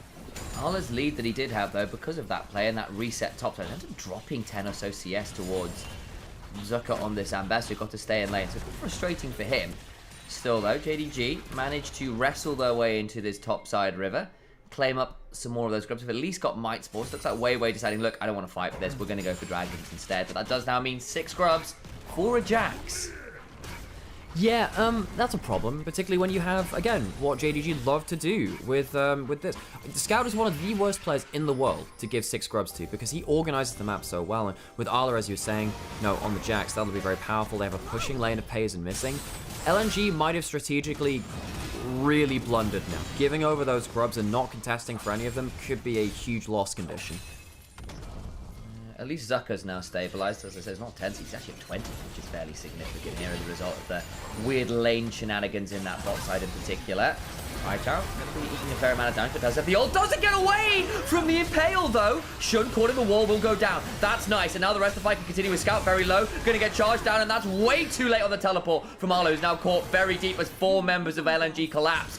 Jing Dong Gaming are about to get absolutely massacred on the wrong side of the jungle. The Chains of the Corruption landing onto the Jax. He's going to try and hop away, but this Toxic with a piercing arrow comes on down. LNG take the kill lead. Yeah, JDG not expecting the snap engagement draw on the Rel, who gets a really good play there. JDG, yes, they pull the Talia ult through as well, but it's not with the completed Seraphs. You are against the completed Malignance from Hycha, so he's more powerful at this moment in time before the completion of that Seraphs is finalized. And once again, it's another mess around this top lane. Out of turret draw, just sees 2 people put up. And yeah, Ari gets a bit of a weird kind of combo in there as he gets kind of pinged back by the Skarner, but very powerful with the Malignance at this point. I even wonder whether they could have ran towards missing a little bit quicker as well, but choose not to, knowing that Arla was coming in. And they're very happy, though, all the same, to get themselves a bunch of these kills. Did Missing actually get an execute, or did he just straight up die? Let's have a look. I think he might have executed by the looks of it. He's hanging around. Still waiting, still waiting, still waiting. Okay, look, LNG has 6 kills. Let's see how many deaths. 2, 3, 4, 5, 6, 7. So it was an execute. Yes, it was. You can kind of count the kills on the top compared to the deaths on JDG's scoreline. Still another death comes on over, and the fact that Scout was pushing turret meant that he wasn't there to do damage on the other side of the turret when that engage came on through, and that now leads to LNG being right back in it. And this is a team, as we said, we've been criticizing. We've criticized their early game this time around as well, going very perplexing invade and a pretty stupid gank mid lane to die to from Haichao off. Poor jungle tracking on top of it all. So that's really good recovery. That's what we need to see from this team, who we have had questions about. Going, what's happening there is actually, you're right, Wei now a heading goal against this Skarner. Yeah, Shun, on the Skarner, one of the most broken champions of all time in League of Legends history. Behind gold now to the Vite. And Shun, of course, Shun is in a strange part of his career. Obviously left BLG. Don't think it was necessarily his choice in that matter because of some drama which happened in the off-season between managers and some claims of poaching and blah, blah, blah. But, you know, Shun was even subbed out of BLG for a little while. Good trade from Shaw. The workaround's so nice from Scatter, getting some big plays which Hycha forced that all. But Shun, he's on a mission to recover his reputation, and he's not doing awfully. I think a lot of people are assuming that actually JDG won the trade in terms of Shun and getting Shun and BLG losing it.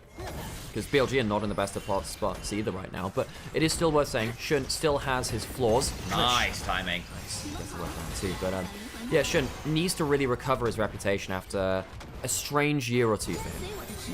Hey Al, can I play-by-play you in a second? Yeah, sure. It's Unraveled Earth. Workaround is the passive for Talia.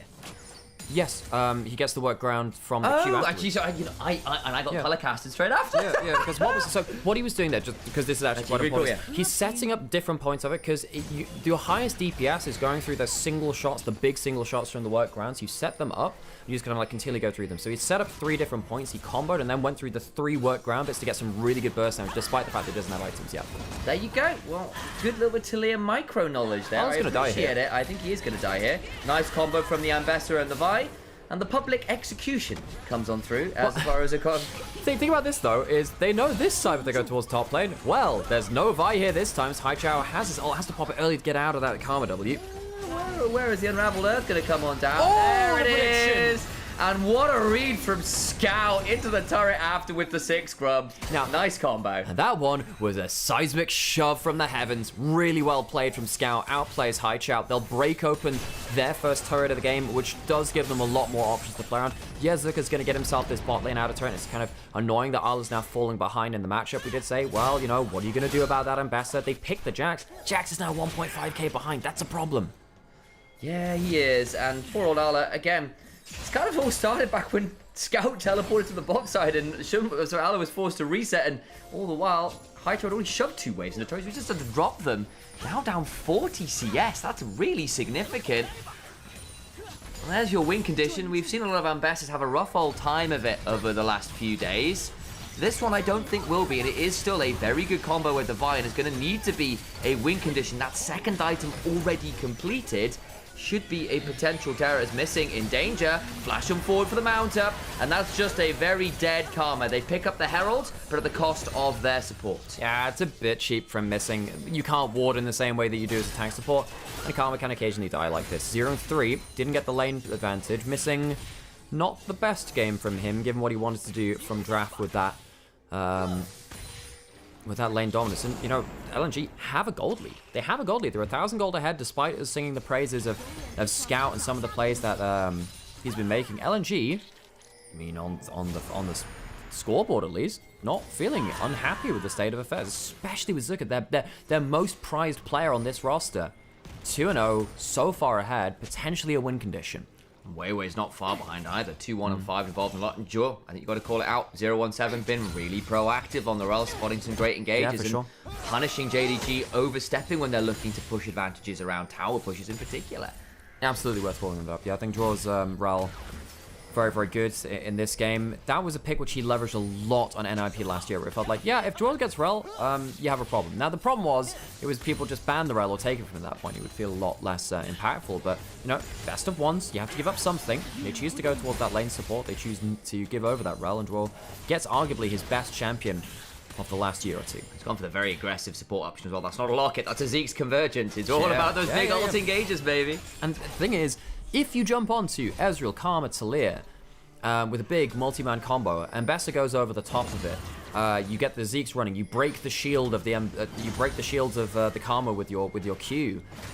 Yeah, that's actually a significant amount of damage being added in from the Rel, not to mention even the resist shreds that you've talked about recently too, from Rel passive onto the rest of the team. So Draw, watch out for him. He gets a big enough engage. Vi and Ambessa are going to do some dirty work after it. Don't get me wrong, JDG, as the game goes on, the scaling is going to be really hard to manage. But I think LNG, kind of at this point in the game, as the 1.5 to 2 item marks come on through, Ambessa, Vi, Ahri, Poke Varus, the Rel engaging, like, this is your time to really shine, and you're in a position where you can do it. You are going to get towards a second dragon here. Didn't get, of course, towards Soul Point here, because JDG did sneak away the second dragon spawn of the game.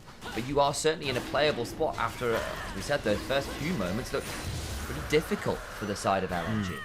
JDG have 6 grubs. They've not actually been able to open up the map. Haichao's going to spot out Arla here. Oh, he doesn't know where the Vi is. Choosing not to go towards that play there, though. They spot Ahri, doesn't have teleport. They see no teleport. They go topside. Sure gets over the wall, gets stunned up because he did it across the Unraveled Earth. Here comes the Weaver's Wall, and great shot accuracy from Pays brings down Jaw on the Rel. Nice combo from JDG. Yeah, no punish this time. And this is the problem. You have the 6 grubs, and I was thinking, well, you know, they weren't pulling ahead with that. Now this is the problem. You make a mistake and the tower immediately falls. You can't really play around that. Haichao and Weiwei pushing towards the bot lane in a turret, but they won't be able to take it on this wave. They'll take another one. Arla losing out on some farm, but LNG, a slip in the macro. All the while, Photic shoving up mid, but they've got 6 grubs and 4 members. Zuka can't stand up and clear this wife. That's just a tier 3 dead. And what was a good gold lead for LNG before this has gone to a deficit now. Yes, they will take it in a turret, but it's a 2 trade for... 3. 2 for 3. Was it the outer turret as well? No, it wasn't. The outer was already down, so it's a 2 for 1. Yeah. 2 for 1, but they get themselves an extra kill. Mid lane, not able to be traded by Photic, who's now gone towards a Serpent's Fang, saying, look, you've got to calm, let's just break those shields a little more. Good itemization there, I think, from Photic. LNG, a slip, but not a full stumble. They show Ahri on bot side, and that's the problem. I think Dwarf doesn't realize that Ahri's been spotted and that he's in danger. If Ahri's off the map, JDG maybe aren't so bold when it goes towards this. Nice angle there from FaZe. Gets over, gets that auto just beyond the crubs to the Q as well.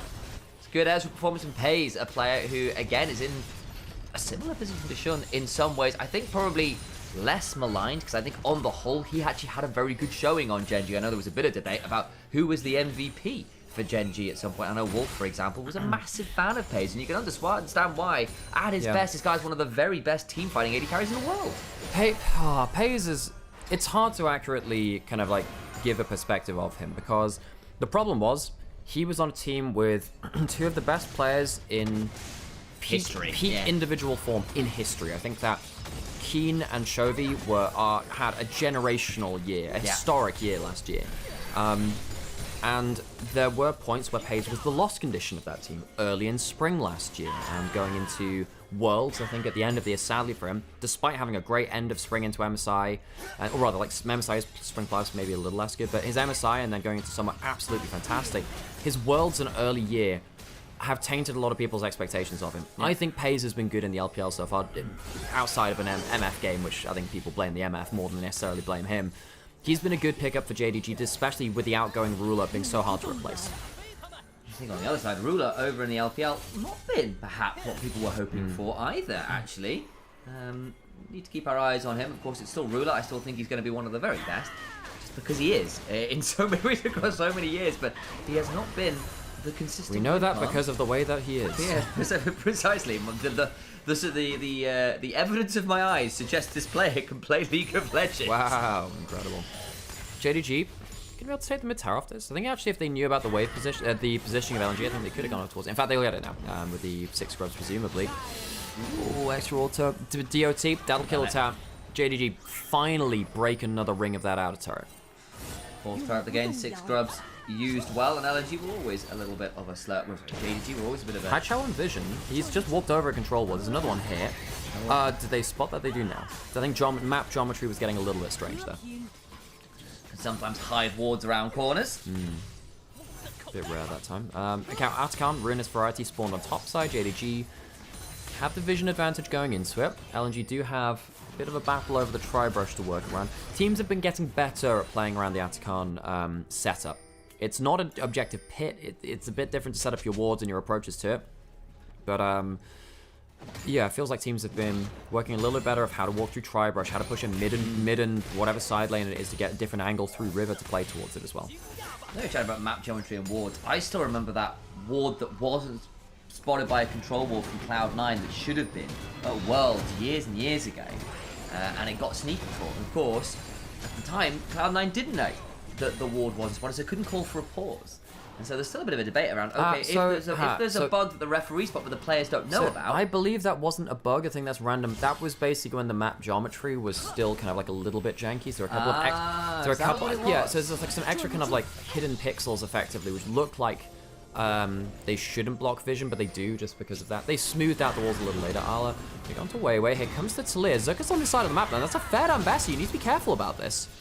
Flashes away, TP's come flying through from LNG to Hydro here with the verdant barrier on top as well, trying to help delay some of that pick onto them. Photic lands a Chains of Corruption onto Pace, but not really too much follow-up. There's the empowered Q, but you get 25% of the health bar on an Ezreal, and that's kind of it here. Well, I mean, you do have Vilt going towards them. That damage might end up being quite impactful. He doesn't have any sustain right now. He has a tiny bit of lifesteal, I think, but that might be an option. Jax, good looking to teleport in. Watch out to see Ala's angled. Weiwei on a flank angle here too. He's been taken down by about a third on top of everything else. True Shot Barrage catches only Jewel. Ala on a flank as well. Weiwei into the pit now. It's going to be a smite fight, you would assume. Pace now down to half. Another good bit of poke landing. Zucker on the flank looking for public execution angle. Dragon secure between a smite piercing arrow combo. So LNG walk away with that. Do they go for the fight? Yeah, Besserell misses, but they go for the fight anyway. Gonna try and find that engage, flashing away. Shun doing his best to buy space, but missing his dead. Pace has to run away. Do get Ola onto the Vi, and the Varus who go down. Zucker now in danger, trying to back on out. Haichao burns the last tick of the ultimate. 2 for 2 in the grand scheme of things. Scout now looking for a seismic shove, using that wall ride passive to keep the speed up and forces an additional flash. All the while, though, Dragon was secured and an even set of kills. JDG, though, not quite done yet. No, there's no tower here either. I think that Zucker's stuck here now. This is a big problem. It's gonna flash forwards. Gets the Unraveler. True Shot Barrage, back off cooldown, tags onto the Ari. Just out of range, but not for long. A Scout finally picks up Haichao. Another seismic shove. And the solo lanes of JDG come out tops.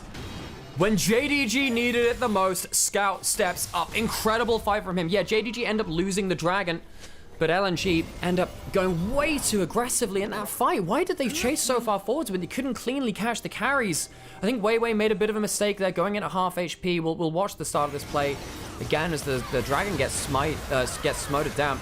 Zucker, bit of a mistake from him too, to just try and go for a blind ult. Pace doesn't even need to flash or E out of it. I think Zucker, a big mistake there. Wait until some CC lands. It's been so much easier to play through it. Pace makes his way out alive here too. A lot of damage is used up on some, frontline members like the Skarner, and it allows Scout to just kind of roll through, keep using that, the rock surfing passive, and now they go on towards the Baron. In a good position, but there's still the opportunity to flip again. Look at Weiwei. Can still find their way into the pit. Steel available. Down to 2,500.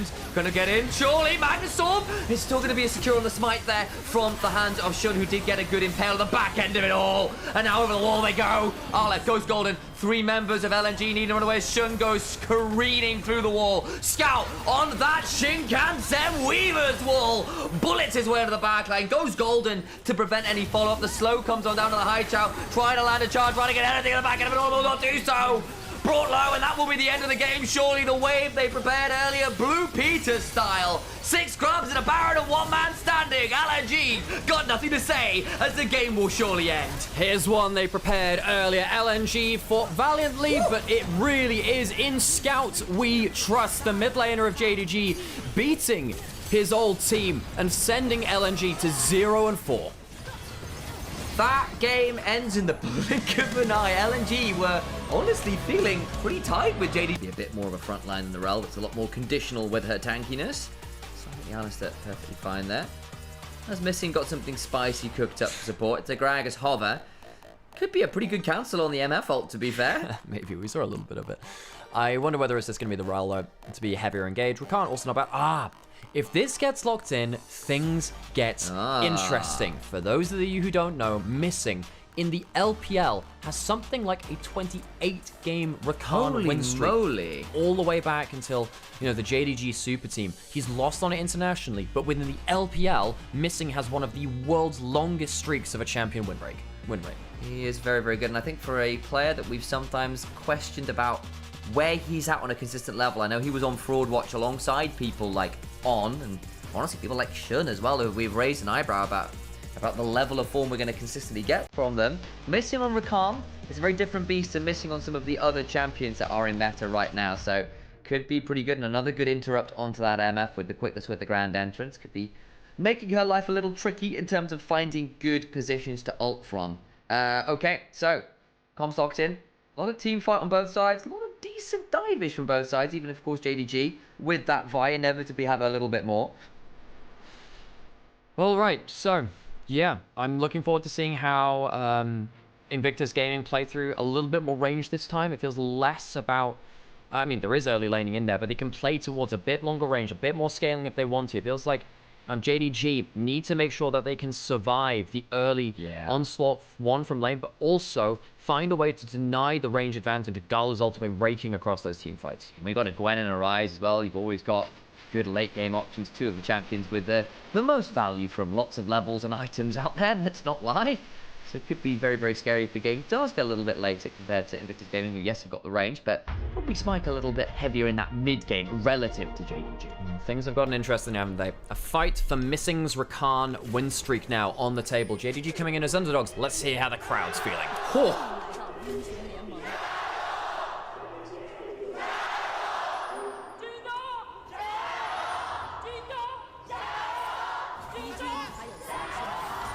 if you want to know who bought the tickets in the audience, I think it might be the IG fans. Holy moly, it was a chorus out there. Well, that's something that we knew, wasn't it? Lower gyos for the other teams, but IG has plenty of fans. The Shy, the most popular player within the LPL, and has been for a great many years, coming back and now on a team that's actually doing well. That is very exciting, especially with the reputation of the LPL being in question now. This team, with these players for IG, might be exactly what the LPL fanbase needs to regain some confidence and get some pride in their region again.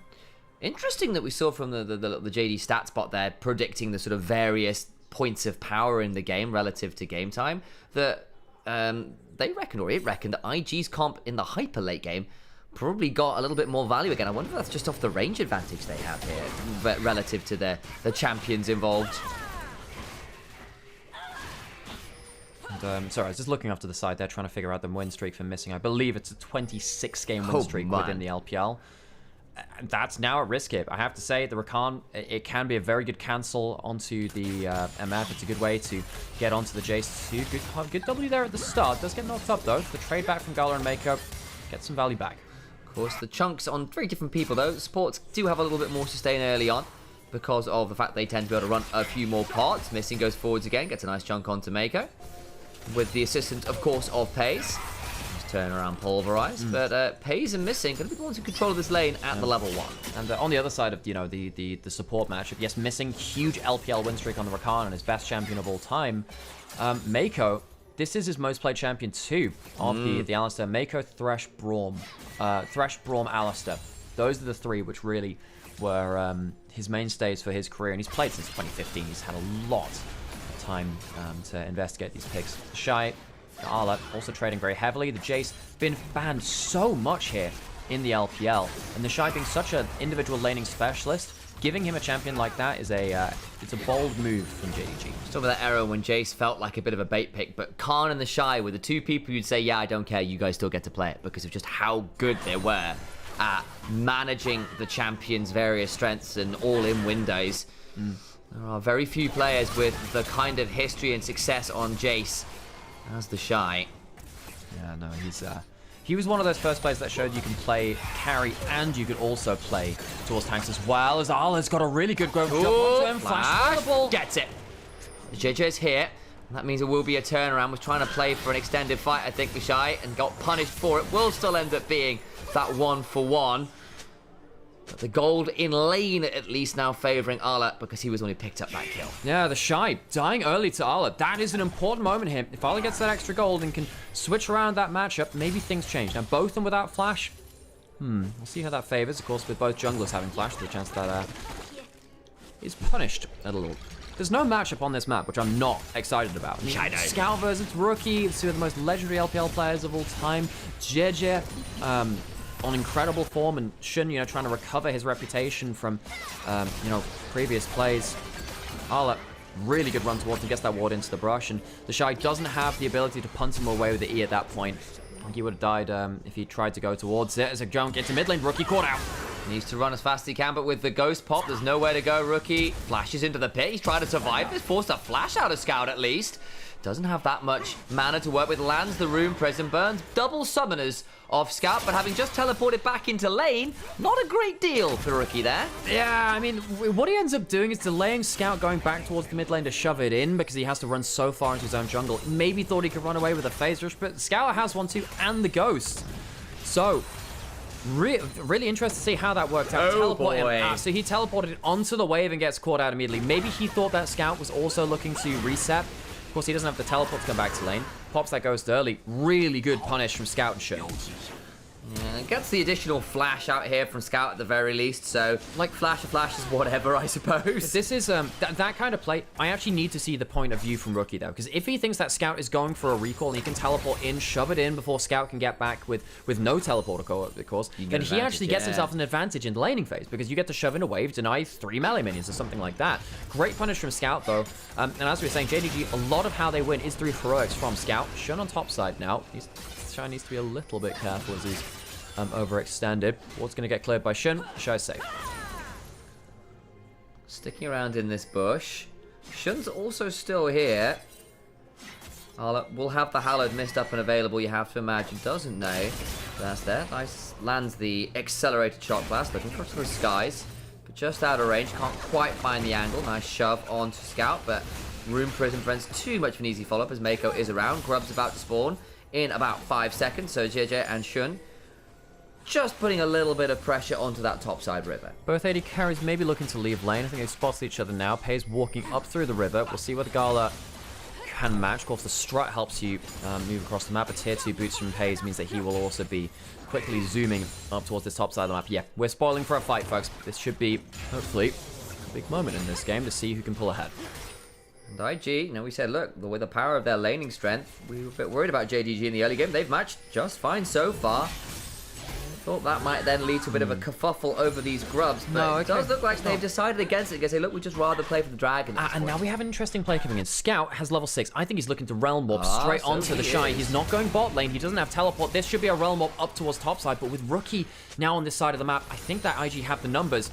Can Scout protect the dive? Oh, gets headbutt pulverized. There's still a seismic shove to work with here. That's going to mean a shove back onto Scout, who doesn't have flash or ghost available. Got the Mercury treads though, which is giving him a fair amount of resist there. Missing goes in for the grand entrance and miss it. Ala ignited. Not quite dead. Trying to heal up with the 1,000 cuts passive and just about alive. A shock blast to bring him down. No! Oh my days, on 25 HP. Doesn't quite die. Somehow, someway, this Gwen is alive. Blast for the pulverize. Secures the kill onto Scout. Weaver's Wall now coming across, looking for the angle on it. Gets the healing. Can't quite stay alive despite another decent set of snips. They kill both solo laners, but JDG made IG work for it. JDG get themselves the dragon on the other side of the map, and Pei's is left alone farming there, but IG do get what they came for in the top side. They get Arla down into the dirt, and they get some pressure onto top side. Missing won't be able to do anything here. There was so much micro in that fight. We'll have to see a replay of it, but the amount of random skills that were cancelled and Mako's headbutts away onto Missing was so crucial.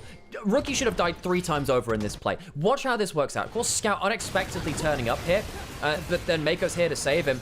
What unfortunately happens here is that Rookie can't punt him back into the stones because the stones end up getting removed away. Mako gets the ignite down, takes aggro, but Arla does end up healing enough with, I guess, Conqueror and which I think is actually, is he running the grasp there? I thought I saw a grasp block. I haven't seen that on Gwen. I should have clocked that earlier.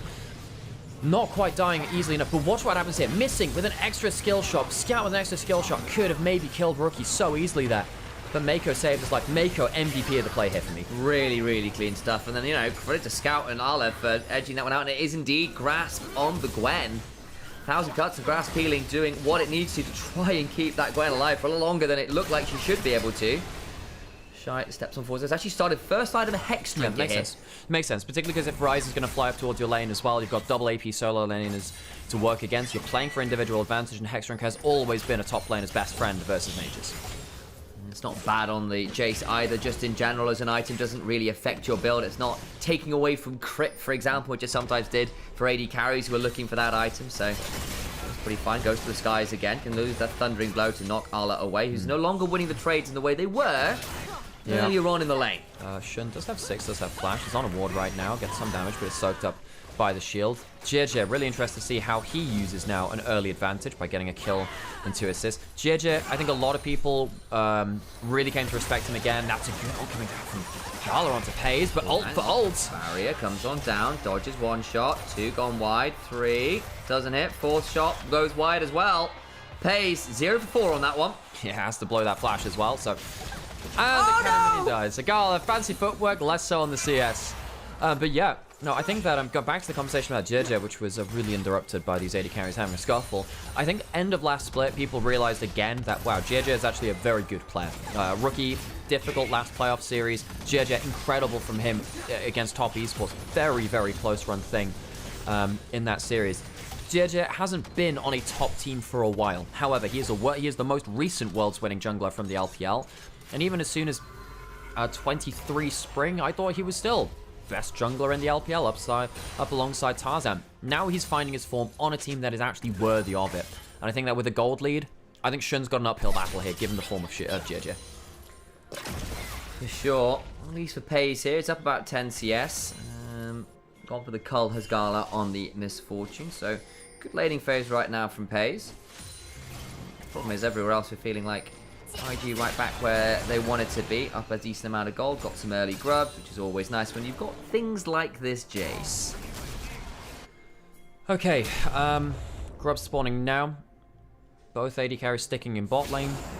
Realm Warp available for Scout if he wants to. Remember, there's 3 grubs in IG. If they get themselves enough of this, that could be a bit of a problem for JDG, especially with a winning lane Jace now. You do not want to give him time in an individual lane to chunk down even more tower plates. However, JDG, they're not in position to do anything yet. Jace pushing in top side. Alistair protecting Rookie to push in mid lane. That's important now, because you could maybe jump onto the Talia if she's pushing alone. Alistair's there to protect them. It's going to be at least 5 grubs going over as JDG spotted fully in the entrance. IG get 5 grubs. They don't have to do anything particularly expressive after that point. Let the last one go over. Realm Warp now going top side, though. Boy. Flash away, but the Shy still slowed down. Decides to go all in, but there's a quickness and a nice angle from Scout. Great Realm Warp. It was, but I actually think the mistake there is from Mako, JJ, and Rookie not protecting against the Realm Warp. The Shy pushed up top lane to make sure the grubs could be taken. IG must repay the favor by making sure that the Shy is safe from the Realm Warp. For me, that is not a mistake from the Shy. That's a mistake from IG trying to protect him in the top lane. We get 5 of the grubs. They will not claim all of them, and they lose the Shy while doing it. Bit of a frustrating moment. I hope we get a replay there, because I wonder whether Mako could have done something to interrupt that Realm Warp. Yeah, I wonder as well. I really wonder as well. I feel like that was a mistake from IG not being in River to at least scout out what Scout was doing. They were retreating from the grubs. That's fine. I still think you have to keep eyes on the rise, though. Scout finds the gap, threads the needle, gets an important play there. We've always appreciated Scout's ability to play the map really well, play for side lanes really well. Him and Xiaohu, really the 2 best mid laners, I think, historically in the LPL at getting value out of that. What, out of the Rise? No, out of playing for side lanes. Okay, sorry, I was trying to think about the Rise thing, and I was like, wow, I mean, there's Durnby, there's a lot of really good players about that. But yeah, playing down side lanes, definitely something which those 2 players have done so well. I completely agree. Control ward in that alcove there. Interesting to try and stop out the Shy doing interesting things, who is still, you know, laning just fine, up about 10 or so CS against the Gwen, I think, after this wave gets cleared out. So doing all right there, just died a couple times to various reasons. One with a solo kill, and one was just a really good Realm Warp gank. Yeah. And you can see the value that the Jace has, right? It's just such a pressure point on the map. You do need to punish it. It's always been the problem with Jace that you shut him down, but Jace full item more of Malmortius first, which means that, look, Jace is less about the poke in his current iteration. He's much more about kind of going towards, you know, melee form, individual fighter, brawler tactics. He does really well at that. Even with this gold lead for the Gwen now coming out a little bit, I do think that the Jace wins in the 1v1. Jace doesn't lose 1v1s in the current pro meta of top lane, not with the champions that we're seeing picked. Really. Delay some things like a Black Cleaver or that Muramana, depending on when they want to go for those items, but still going to be in a fine spot here, especially against the champions they are. Finds a good all-in here into Arla. Will punt him right back into Mako. With a flash and a skip and slash away, keeps Arla alive. Kind of surprised that Mako didn't go for a flash pull to keep up with Arla. Gets the flash out of him, but wonder whether that could have been killed. Chooses to keep the summoners, though. Shouldn't be heading towards bot side. Would have to go into an Alistair full HP with ultimate, though, so even in the 2v3, IG feels safe.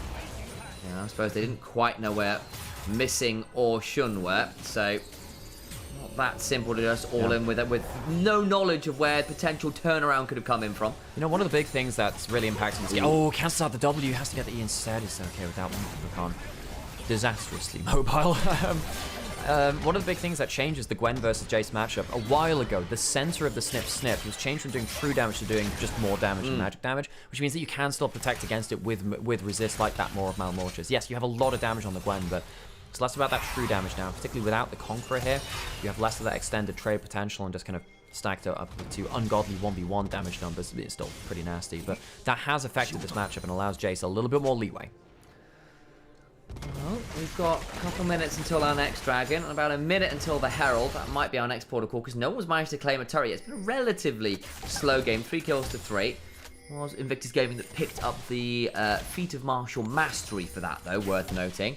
And our one objective off claiming the objective marker as well for the full feats of strength, so keep an eye on that one. Either the Herald or the Dragon could be that breaking point, as none of the turrets really looking in true danger of going down right now, considering the 1v1s as they stand. And a quick aside into chat as well. Thank you so much for the resub, Angie. I see you in chat. Thank you very much, as we have ourselves a very exciting match to bring to all of you today. We really hope you're enjoying our coverage here. Of course, best of ones the whole day. It does mean that things are kind of short and sweet between the individual teams, but the games do keep on rolling. Gala doing good control of the mid lane here, actually. Pei's largely been struggling to make an impact on the Jhin so far. Yeah, that one curtain call we saw wasn't fantastic. He's up a bit of CS, but he's still down gold. That shot blast missing's a bit sad. Still going to teleport in. No flash for Arla. That slow from the To the Skies alone is pretty good. We'll throw down the Hallowed Mist now. There's still a headbutt and a pulverize. Rookie trying to get inside the Hallowed Mist and does so. Great kill from Invictus Gaming, who now with the grubs can look to really push their luck in that bot lane. Bullet time mid. And isn't that interesting? It's actually Rookie that pulls off the scout special and goes into the other solo laner's lane and gets them the first turret of the game that secures them the grubs, and Scout is the one who's left without really being able to do much on this side lane. Didn't have teleport to respond to the other side of the map. Herald will be taken by JDG, I presume. Don't really think there's going to be an ultimate be a fight around that, because the bullet time, as you rightly said there, used to clear up that mid lane. Jace pushing up for a full inner turret though in the bot lane. He's going to take this full turret, by the way. He's got 5 grubs. Yeah, it's gone. That Jace is going to kill that entire turret. JDG might have just given 2 kills to the Jace to pull him ahead of the game. Mako got chunked out there in the river, down to 20% HP. This thing is gone. Empowered autos from the hypercharge. 700 gold. He gets the kill on the outer turret as well. All Walking Force has Needlework, but he can't even chase him. Merc treads are more malnourished, so the Shy is so happy here. Yet there might be a chase onto it. Yeah, he might have actually died for this now. Probably worthwhile though, honestly. Deadly Flourish comes on down. The Shy's going to go to the skies. Gets interrupted out of it there by a Vault Breaker. Flash for the Thundering Blow. Lands one. Looking for the second. Can't quite find it. Third goes wide. Q just wide. But a flash brings it into range. And Shun brings down the Jace. All right, so JDG call a lot of members that. What's going to happen on the other side, though? Because it feels like IG are a step ahead. JDG chose not to go to the Herald. They chose not to defend top lane. So now IG, they will, in this total play, have gotten a kill onto Arla, bot lane outer and inner turret, top lane outer turret, Herald, and Arla will at least return 1 tower for JDG, but it feels like they're a step behind all the way. Still took them a long time to kill Jace, and the extra flash, right? Like, it just didn't come easy. And honestly, I think for the Shy, you're happy with the amount of pressure you're drawing. That is a good death, folks. Yes, it is. It absolutely is. And they get themselves the Herald. So with Herald and 5 grubs, that's mid lane turret basically got bought on loan there as well from IG. That'll be coming on investment, rather. They will get that. IG, much better macro. JDG, they're a little slower. They have to work a little harder to eke out something from situations. And it means that IG are getting a step ahead on the map at every turn. Look, all I'm saying is, Mako, you know Pace is going to combo him. What's he going to do here? Over the wall? Over the wall, over the Weaver's wall as well. Pace's got nowhere to go. Wonderful combo from Invictus Gaming. Mako, my dude, that was insane on the Alistair. Waits in the brush and Pace, sadly for him, just not able to make an impact. They'll immediately dunk the Herald down in mid lane. If it wasn't a sure thing killing that turret before, it absolutely is now. IG, again, they are a step ahead. That was clean as hell. Make It Rain comes on down. Mid lane turret about to fall. 5 grubs and a Herald mean the Might army is in full force. At least with Spell Flux on the rise, you can clean them out relatively quickly. And again, with the more topics about being a step ahead, they get to go from mid lane turret now into the dragons. They even get a second dragon from this. IG, this is wonderful play from them. It all started with Rookie going down towards that bot side to help overload that side of the map, while Scout, of course, didn't have the teleport to respond, because he doesn't have the teleport. He's running that ghost. JDG, they really needed something to hold this Jace in check. They really needed to have a piece of the map they could claim on their own and force IG to be respectful of it, and that's just not been the case. Mako, fantastic combo, sat in the brush, pulverized, into the headbutt, over not 1 but 2 walls, the double bonk and base, doesn't even bother blowing a summoners. He knows he's been outplayed. And of course, there's just nothing to be done there as Pace dies. Picks up a kill for Gala, and now there's a lot of those bounces coming on through, and I was about to have this conversation as well. It's like, you know, the Shy, Casual's favourite player. Yeah. He is the Bounce before the Bounce became pro, and you know who he picked up on his team? The Bounce. So it's just that option, right? You know that the Bounce didn't even know who the Shy was until Casual told him who he was. That's hilarious. Like, play. How the hell? First. How these two have had like convergent or concurrent evolution towards the same style of play while having no knowledge of each other? That's wonderful. Yeah, all top players eventually turn into the Bounce or the Shy. Oh man, so 2 item spikes now coming through from IG, and if it wasn't bad before, it gets bad now. So, things to note. When you have the Essence Reaver on Misfortune, your overall teamfight damage, a little less, but you're permanently stayed on the map. You have sustain of both mana and HP. Gala never needs to leave the map. JDG are going to really struggle to deal with that. Very, very valuable indeed. And of course, this Jace, with the phase rush, with the teleport, can just say, if you come and fight me, you're going to need at least 2, probably 3 people, and it ain't going to be easy. And if you do that, everywhere else on the map is going to fall apart. course, got the Muramana coming through from the Shy, so the 1v1s for the Gwen got a lot harder now. Leandries for Rookie, that's when the Taliyah really starts coming online. What do you do here as JDG? You know, what's the plan? I mean, I'm not exactly sure. They've tried to play the wider map. It's not worked out for them. They're losing in the AD carry standoff in mid lane. They're losing in the top lane side lane. They're losing in the macro of the Taliyah versus Ryze global battle. JDG have been kind of checkmated across the board. I don't actually know what the answer is now. I mean, I'll say at least Scout has picked up a lot of farm on the Ryze. He's up about 50 farm, which is very significant. Has got a Seraph, stacking a Roa, will become a bit of a battle tank in his own right, bluntly. You know, but that's actually completely relevant to mention, because if Scout can do the, you know, the 300 CS Doinby Ryze hack, and, you know, except put his own name into the copy pasta, that could be a win condition. Ryze is a scaling carry. Can he do enough, though? Can he find an angle into these big fights? He might be able to walk over into this mid lane. There's no cleanse on that. Quickness is burned by missing. Yeah, I wonder whether they could have gone for that, because there is no cleanse on Garlop. He's gone for the barrier. Scout, flash Rune Prison. You would have seen missing. I think would have had to flash forward as well. Could have been a little bit dangerous, but still, there was an angle there. Rookie gonna use those cinders to speed his way up. So of course got that ability to surf away next to the walls. And the gold lead not absolutely monumental right now. 2,000 gold is significant. You've got 2 dragons, you've got the 5 grubs, and that's great. But again, there is a point where I feel like this Ryze, this Gwen, if it stays this way for the next 10 minutes, it gets scarier. Yeah, I will retract that thing. So, oh, what do they do? Is there any answer? Yeah, you can rely on the Ryze now to a certain extent. Vi, Ryze, they will be able to put down a person. And yeah, this is the comment that we saw, right? But it's actually more important to look at Scout's positioning there. Yeah, missing use that ult. Going off to JJ. Too much found there. And again, the Sejuani a bit behind individually, but hey, that sometimes happens into these farming matchups. And Sejuani kind of happy here at a Heart of Steel and Underneath Defense. Doesn't actually have a Heart of Steel proc yet, though, which is kind of hilarious. He wants to get one here. Yeah, hey, surely. Guess what? Yeah, go put that god. Did you not just hear the bonk? It's one of the most satisfying sounds as the ult goes wide. Gonna go ahead on forwards. Good pulverize the heal, though, from missing. Keeps the health bars topped up, and they'll be just fine. Yeah, so IG not able to find themselves the best play here. Mako's ult's gonna wear off now, and we get ourselves into a bit of a standoff. This could be flash engage from JDG at some point. IG needs to be a little bit careful. Flash Rune Prison, flash Fire Ultimate, Realm Warp going on to the Shy. He spots it, but they don't spot him. Needs to be a bit where Ola's still got the snips available, and they just turned out the Realm Warp on the other side because they Realm Warped away from him. Wonderful heads up stop from Invictus Gaming. They pick off the Jin. On the other side, in a 2 versus 3, the Shy is not, as he goes on in with Mako and help bring down to the Rune Prison. Finally gets something. Scout, though, battle maging all the way to Gala. Q auto, doubles up and brings down some more. Add a card up, and Invictus Gaming claim it. Gala kills his old mid laner from LNG. As JDG fall apart, the Shy is not caught by the Realm Warp this time, as he hides in the brush, jumps out of it, and IG pounce on both sides of the fight. This is a magical team fight. The Shy dips into the brush because they think he's going to the tri-brush. They walk towards it, they had no idea. But then they realize Paze has been left out of the memo. He's in a bad spot. He should never be walking into that part of the river. And he gets caught out. Bad positioning by Paze. And then, yeah, the 2 versus 3, the top laner support of IG, really make a mess of things. The Alistar combo doing a significant amount to add into that. And Scout does manage to turn around something, but he uses both to summon us for it, and Garlic still takes him down at the end of it. A 1-team fight and an objective on top of it for IG. Yeah, again, at least the Ryze gets something, but that is a paltry silver lining. Versus, of course, this Atacama buff. You get 2 minutes of withdrawals to your name. You've got an Infernal Dragon to claim. You can look to really break open the map at this point. The mid lane turret also fell. That was a really nice little swing for Invictus Gaming to continue the snowball. I wonder whether we're going to be saying the end of Missing's LPL Rakan win streak. 26 games in the LPL. He's won back-to-back to 26 times over. I don't have quite time to say that on the broadcast here, but JDG, they put a lot on the line here.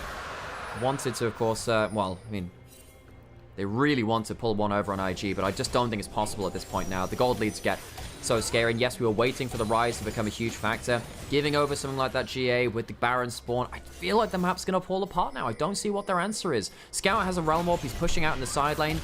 Might be able to come down to the play, but feels like they're at least losing, they're definitely going to lose this turret. Can they defend their inhibitors?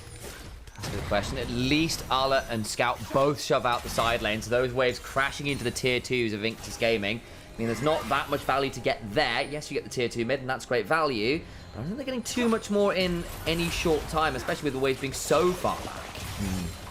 Dragon spawning in a number of minutes, not right now, of course, but that would be Infernal Soul for IG. I don't know whether JDG can corral the map well enough to deny that. You've got the Atacon only lasting for another minute more, worth noting. So IG, you know, they got that big objective. Not been used to We've got them Dragon and a down. tier 2, basically, and that's it. And that's Yeah. why Ala and Scout getting those side lane shoves really helps, right? Because you can't threaten the inhibitors, because the waves are all way back at tier 2 on the other side. Shun gonna get cancelled out of his Qs. There anything more to be happening here, because that pass is gonna come through. He doesn't have mobility anymore, his Q's gone. Realm Warp coming, trying to keep him out of that, won't do so. Realm Warp was burned to do it, but he does get out to safety. And that's a big cooldown use now, though. Really well played from Mako. Cancels out that Q, knows that Vibe. Doesn't really have another way out of that without that flash, and gets a big ultimate just afterwards with that victory. So, 3.5 minutes until that Dragon. Baron's still up. IG choosing not to force the issue with the Atacon on the Baron. Maybe a little bit worried of, again, Realm Warp or big engage coming through from Ala on the teleport on the side. The Gwen, not really been a big factor in this game, but Gwen is still Gwen, has 2 items. Could make a mess of things if IG give the right team fight flank angle.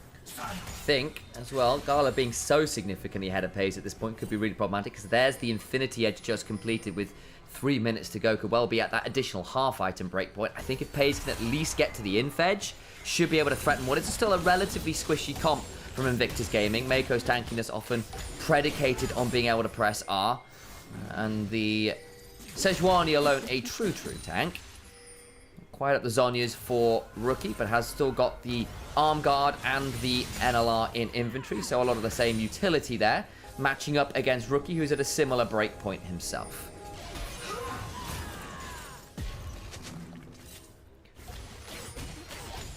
So, little waiting time now, and JDG down 4.5, maybe 5,000 gold. Not an easy spot to be in. If they can win this fight around the Dragon, if they can get that 3rd item onto Paze, then maybe things could start to turn around. But I do think this Dragon will be potentially a last gasp saloon for them, as quiet as these last few moments have been. So, who can Nymaera be from JD? Let's think about how they can make it into it, because we are now in the situation, well, we have been in the situation for a while. IG are expected to win this game, they're expected to win the team fights. We said earlier into the game, maybe Scout can make a difference. Well, he has both the Summoners backup. He has Seekers, which means he can go into the backline, flash for a combo, get a stasis, maybe remove someone from the plate. Very hard to play around it, though, when you're making mistakes like this. Shun doing his very best to run away. Does have to burn the flash. Bullet time comes on through. Weaver's wall is there. Leaves Shun out to dry. Cease and desist. Buys a lot of healing with the seismic shove. Coming on through, though, there is not enough in the tank to keep Shun alive. He goes down, smite out, IG turn to Baron. Huge mistake from Shun, too far from his team, and once again, not able to escape even with the massive mobility from the fight. No smite now, JDG, what do they do? Do they have to just look for a burst combo? They can't let this go down, surely. Meko watching for the flank, goes on down there, running away. And Arla is just shoving out bot lane, saying, look, at least we got waves in top, mildly shoved, at least the Gwen can get a shove out there. We'll clear out this wave now and try and fight around Infernal Dragon. I think the idea is, look, they're pushing out bot lane, they can push in mid lane, it's a minute till Dragon, maybe that's enough map pressure to fight towards that, but I just don't think you survive through a Baron buff when you're already being pressured without it. Big mistake from Shun has led JDG onto the cliff's edge now. Got to tip over it. 30 seconds till Dragon. IG with an Infernal Soul on the table if they were to get. Yeah, you know, one of the great things about... Wait, hang on. Gala's just... Sam pointed this out. Gala's even gone for a Seekers for this fight, saying, look, I can get myself a stasis. If they jump onto me, at least I can go invulnerable too. For just those couple seconds. It's not a stopwatch anymore. You have to invest more into it, but it is very, very valuable here. Gala. She's got some decent AP scalings too, to be fair. Well, and she's going to see how golden that can be. Oh, these little Doms just going for that arm guard. Oh, my days. Well, that's quite fun. Over towards the Dragon we go. There is no vision for the side of JDG. Arla going to try and find his way on through. Hits a seismic shove, though. Does Rookie's Talia. Waco finds some space. Missing goes for a quickness. Does not find that soul. Missing is missing in action. Has to flash out of the back of the pit. Rookie goes flying on forward the JJ, trying to catch out Shun, is backing away. Scout throws down the ghost, but he's in a 1v3. Shun trading out with Rookie, going as much damage as he can. Actually ends up doing a decent job. Burrows his way through a seismic shove, courtesy of the cease and desist. Rookie goes on down. Nice 1v1 from the side of the Vi with a little assist from the Jhin. Rookie goes down. Scout will make it out alive, but there's a wave being pushed up in the bot lane with Baron buff available and the Infernal Cell on it. Mako might die for this, but he just wants to stop the recall. Guys here, and that means you can go jumping on forwards and brings down Scout. Additional member dead. Your wave clearer is not here. That is the base broken wide open, and Invictus Gaming have surely just secured the advantage that will win them the game. I think IG might have just seen themselves into first place in the group. JDG, many mistakes in terms of macro, a few too many mistakes in terms of the individual advantages too. I think Scout has had a great game on the rise, considering how difficult it has been to play out. Pay's been missing, basically been non-factors. Shun, sadly, the same. Ala caught out on the side here too. Not a great sign for him, as the Shy misses out on the initial Q. But he has so many stats at this point. There's way too many stats as Ala. What do you do at this point? Miss all your R button presses. Yeah, but it's really odd when Jace gets his form change. He has phase rush running. You don't get to hit that stuff, especially when you're in melee range. It's very easy to hop over the enemy character model and do that. Yeah, Rookie dies to Shun. I think he maybe thought that team members were coming up to help him. That wasn't the case, and now he's going onto him again, trying to get some revenge. Misses the shove, though, and Shun is out safe. Hilariously, Shun was a level up on Rookie in that play as well. Has a decent job of at least staying in experience range for a lot of this game. Just not enough. Randuin's now completed for JJ as well, and last remaining turret outside of the base goes down in short order. Baron times out, but Invictus Gaming still have a lot of grubs to work with, still have a lot of gold to work with, still have an Infernal Soul to work with, and JDG have no way of contesting. They get a bounty courtesy of Gwen, who's going to shove up onto the inhibitors. The problem is, an inhibitor will not a Nexus turret match. Especially as Missing gets bounced out of the sky. Bullet time comes on down. Scout has to go golden, and that means he's rooted in place for a decent combo from the side of Invictus Gaming. Can't quite finish off the rise. Curtains are called, but I think it is just them who are going to be forced to take a bow, as Invictus Gaming will kick them off stage in pretty ignominious fashion at the end of it all. Gwen trying their best. Ala trying to jump forwards. There's a chance they can walk around. Scout starting to run through a couple of those blue spells flying forwards. IG sticking around empty Nexus. I feel like they can just walk up to it again. They can just wait it out. The ultimates are down. There is no needlework. And unfortunately for them, Jing Dong Gaming collapse at the end of it all. Invictus Gaming go 5-0 and live up to the Super Team moniker. They are looking absolutely fearsome. Feeling decent teamfight option with a fair amount of self-sufficiency on the carries with the mobility they have in their kits. On the other side, though, for LGD, that Jack split push could be problematic, and it's a lot of burst and wombo. Aurora plus MF jumping on whoever Neferi and Nautilus try to get a hold of. See what I said? Not the most CC, though. I will say that. LGD technically have 4 dash champions into a Poppy. The Gwen also in a great spot to press W and to ignore a lot of what LGD wants to be doing in terms of jumping onto it. I think LNG walk away with a pretty good ability to protect their backline with a very strong Gwen angle. We'll have to see Sassy get good laning phase value against the Gwen. If this Gwen starts popping off, I'm really worried for LGD. Yeah, absolutely. And I think Sassy had a pretty rough time on the Rumble. For all that, actually, a lot of the other members of the team did a pretty good job of staying even. It was that top lane matchup where that Ignite Rumble just ended up suffering, ended down like 70, 80 farm to the Shy's Gwen across the game. Partly because he didn't have that teleport, but it was not a great time to be Sassy for sure. So, getting into our second half of our games here in our second round robin. Game 4, going right up. As we were saying before, LGD won the first matchup against LNG, and these two are likely locked into the bottom half of this group. If LNG were to win, it's very likely that we get ourselves an extra best-of-1 tiebreaker at the end of the day to see who goes directly into Nirvana and who has one last shot to see themselves into Ascend.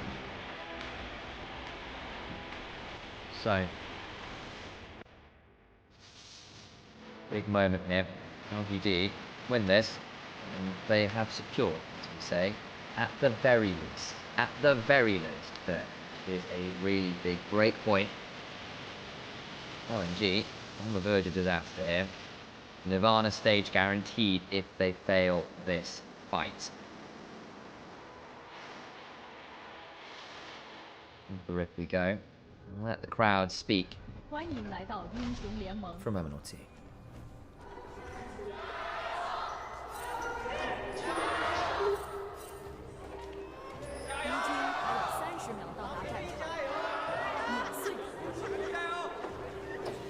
LNG, a little more coordinated there with the Gyros. Lagandia Kachayos get a little bit messy as they go on. It's worth noting this is LNG's home arena. They better bloody be coordinated in their home territory. It's not the best showing for them in group stage, not the best showing for them in Split 1. I believe over this year, between Split 1 and the start of Split 2, they are currently in game score 1-13. Oh, God. They took a single game, I believe, off of EDG in their first... might have been TT as well. It might have been, they might have taken 2 games in Split 1, but that was it. They got blown out against BLG, who were in their group in Split 1. But then they lost to TT, they lost to Single gold. and lost to EDG as well. LNG have been, yeah, in their lowest form I've ever seen them. Rough to see. Worth noting there as well. Wait, just killing off some of the dogs, which can be quite nice to start at level 1. Just reduce that initial camp damage from the Neferi. Just a touch there. Good hammer shock there to get some value. Yeah, the thing about killing the Neferi dogs, depends how early you do it, because if she gets back to it anyway, it's fine. Yeah. But yeah, the dogs are a big part of your clear speed. One of the big changes to Neferi in terms of her jungling potential is that her dogs do 165% damage to jungle camps. Which gives you a really good ability to have that clear speed. It's very consistent too. You don't actually have to kite camps particularly because the dogs kind of sort that for you. So there's no point doing microing on the camps. You just hit them with your stuff on cooldown. It's quite easy to pick it up if you want to find yourself a new meta jungler. Zucker tries to get out of that counter strike. Can't skip and slash quite far enough away. Nice combo from Sassy. I was wondering whether you were against tower range there, but that was awesome from just judging the pixels well enough. Sassy, very good early lane there against the Gwen. And again, speaking to Finn, who of course I work with over on the LEC broadcast nowadays, and he was telling me all about this matchup and how Gwen does really struggle into the Jax. Gone for the Ignite, as you said, to try and manage that all-in a bit better. And Gwen does have that potential to ignore the flash in favor of combat summoners because of her mobility and the W for safety. So has taken that option, but at least early on, Jax in control of the lane will try and clear up as much of this CS as they can. They'll be able to do that, but Sassy gets to walk forwards and maybe spot out jungle pathing. That's often one of the things that you do best as top lane matchups. Put something down there. Doesn't see the Gromp. I think he does actually see the... there's a red ping onto top side camp, so I guess they know that they're on that timing and have something in that tri-brush and just jumps in again to see if they can get something. With the stun missing though, maybe Zo can get himself a Q trade back. Yeah, Sassy trying to do what he did the first time, which is jump beyond the Gwen. So if she tries to skip and slash to get towards her turret, still in range of the counter-strike, this time just goes towards the bush and stays safe. So not as ugly a trade as before. Nice hop back after the snip. His individual play has been good because you see right there, manages to hop in for the leap strike just as the Q ends the animation, so they're still slightly locked into it. Of course, the E can break through it at any point, but doesn't take the Q damage. Quickly trades out. Good individual play. Needs to keep this up though. I mean, this is what you need to do. And LNG, we were saying, well, it's probably easy for them to play later into it. Playing Jax, Neferi, Aurora into Poppy, kind of sucky. The W can kind of end one of their team fights. Poppy sometimes has this problem where it's the Poppy anti-mobility fallacy. Because there's a Poppy on the team, you think that no one gets to use mobility anymore. When there's enough mobility, you break through it. You actually break through it, because Weiwei can only block maybe 2 of you max. If all 3 of you are going in at the same time, and Nautilus with a hook too, Weiwei can't be there to W everything. You sometimes need someone else to help block, and in fairness, you have got the Alistair and a lot of mobility on the targets you would like to dive onto. So there is at least some additional safety. It's not just Poppy trying to basically body block 30 people at once. So, what's happening in this early game? Of course, we'll wait another wave or 2, and then we'll see whether bot lanes rotate up towards Grubs. That's going to be quite important, I think, in this game, because I think LGD can play through side lanes with the Jax. You get yourself some early Grubs, really help you play towards side lane advantage later into the game. Bot lane going fairly well for LGD. Going to take a power shot on YCX. YCX, good early laning phase so far. Was doing well trading the W into Alistair's combo. They get themselves the early push. And now Shaya can get himself a recall. First buy of the game. Get himself maybe towards top side for the Grubs. Does catch that cannon. No observer zoom in this time around. Saw that last game from Gala, who just about missed his double up on the cannon minion and turret. LGD rather choosing not to move up towards the Grubs this time though, and actually saying, okay, look, we're doing well enough in the early laning phase with the Jax. Let's just make sure we keep that 1v1 laning phase there, and bot lane will return back towards that. Hang on, is there really an Ignite put down here? Thought about it, especially with people around, but with Climber and Weiwei both there, could have gotten a bit dicey. Yeah, Suck doing a better job of holding onto his E so he can E out of the leap strike, counter strike, which is where the danger comes in. Collects that wave, a tower reset now coming in for the Jax and for the Gwen. And now it's the Ezreal Alice they're heading towards topside. I wonder whether LGD fight at all towards these grubs now. I guess they're just saying, like, let's just get the MF towards bot lane. We'll push in that and give LNG over the grubs because they... I mean, I suppose when you're on red side fighting grubs, it's quite hard, especially against a Poppy because you're lined up against the wall, which you then get wall shoved into, which is not the best thing ever. Nautilus is on the top side of the map, though, so it's now going to be AD carry versus top lane on the bot lane. Be our idea to keep an eye on. As indeed, Sassy just heads up regardless. XQW and Y6 are heading on over. But the MF not being there, neither is the Gwen. Leads to a bit of an interesting 4v4. Grub 1 secured by Climber. But wait, also used the smite. He tried to smite still there. What did he end up smiting? Did he smite a dog? What did he end up smiting? Might just have been a little early. I mean, maybe it was a dog. Maybe just early as well. Catch. There's the between worlds. SQW into the backside. Goes right back again. Bouncing around. Jaw has to flash away. Doesn't have the level 6 yet at all. As Y6 lands another staggering blows. Hightower has to Valkyrie away. And LNG turn up. And kind of just have to leave. And that's the big problem now. LNG blow a lot of summoners. LGD get a huge Aurora ult. XQW. Good value on the Between Worlds onto all members there. Also, Draw continually being outplayed by YCX at this point. Goes in for a combo, but gets hooked out of it. Basically, can't get onto the targets he wants to. The Nautilus outvaluing the Alistair in early lane and now in the early fights. LGD walk away with 3 grubs without having to burn that much for it. YCX burns his summoners, but I don't think he's feeling that bad about it by burning 2 on the other side. I kind of agree with you, and YCX had a really good first game, honestly, on the Alistair. We saw some really good plays. Xiaoye as well with that exhaust Xayah similarly played out a very difficult scenario with a giga-fed Kaisa coming through his head most of the game and still managed to be pretty lethal at points. That base defense was nearly pretty special until Gala was finally able to bring down a number of members. Mako stealing away that Penta will go down in infamy, but there we go. Such as it is, the Prince of Pent is denied by his support this time around. Xiaoye doing good to just kind of push him across the board. And Xiaoye is an interesting blow to talk about for LGD because he came into the LPL and, came out of LDL as, fairly reputable coming out of there, as most LDL players are. If they actually get themselves the call out, you don't get to be a bad LDL player going into towards the LPL. Very rare, But then the problem was with Xiaoye was just, he would end up being at this kind of point where every late game he'd make a big positional mistake and throw his team in the game. Regardless of how early game went, you just knew that eventually Xiaoye would end up messing it out. He'd get caught out and he'd end up messing up something for his team. And that happened for about a year solid, folks. However, credit to him, he's been a lot more solid than that in the first few games that we've seen from him. And he was a real win condition versus JDG. Very unlucky not to walk away with that game. Yeah, and again, both games against JDG. On its where there was that Draven game, of course, and then we also saw earlier today, that was against IG, of course. That Xayah, again, similarly, we were sort of saying, not an easy game, but heads-up play with the exhaust, good flash, feather pulls, there was a lot to be said there for kind of pretty solid defensive play to still be valuable. Turn around now in the bot side as the bullet time comes on through. Big chunk on the jaw, has to pop that ultimate to stay alive. That ult was, that damage was while the ult was on him, so really good damage there. Y6 didn't even have his own ultimate there. Sassy Zucker laning up towards this top side again. Zucker's managed to get an extra wave or 2 with the lane allocations. So Sassy not in the best place against this matchup now, actually, compared to where it was a little earlier. Similarly, in mid lane, Haichao farming up much better than XQW. It just feels like LNG getting a little bit more from the minions on the map, despite our praise of some of the more objective-based gameplay from LGD so far. See exactly how much of his wave Sassy picks up, but I'm assuming he'll be down about 5 to 10 CS, which is good news for the Gwen, who did initially have 1 or 2 ugly trades. Xiaoye, though, gets a good chunk onto Photic there. Through the wave. The Make It Rain makes it much harder for the Ezreal to find good angles for his Qs. So, Grub spawning in another minute, so this is the kind of timing where you see people trying to get their last chunks out of the lane opponent, force them to reset before the Grubs as they look for their own reset. Xiaoye will be getting his first item before that. Of course, with Photic having to stop off for a tier, he won't be able to go towards that. So Xiaoye, better point of power. Does he complete the Bloodthirster? No, he doesn't. Only new components. That sucks. Well, I guess it is 10 minutes. Yeah, I'm actually...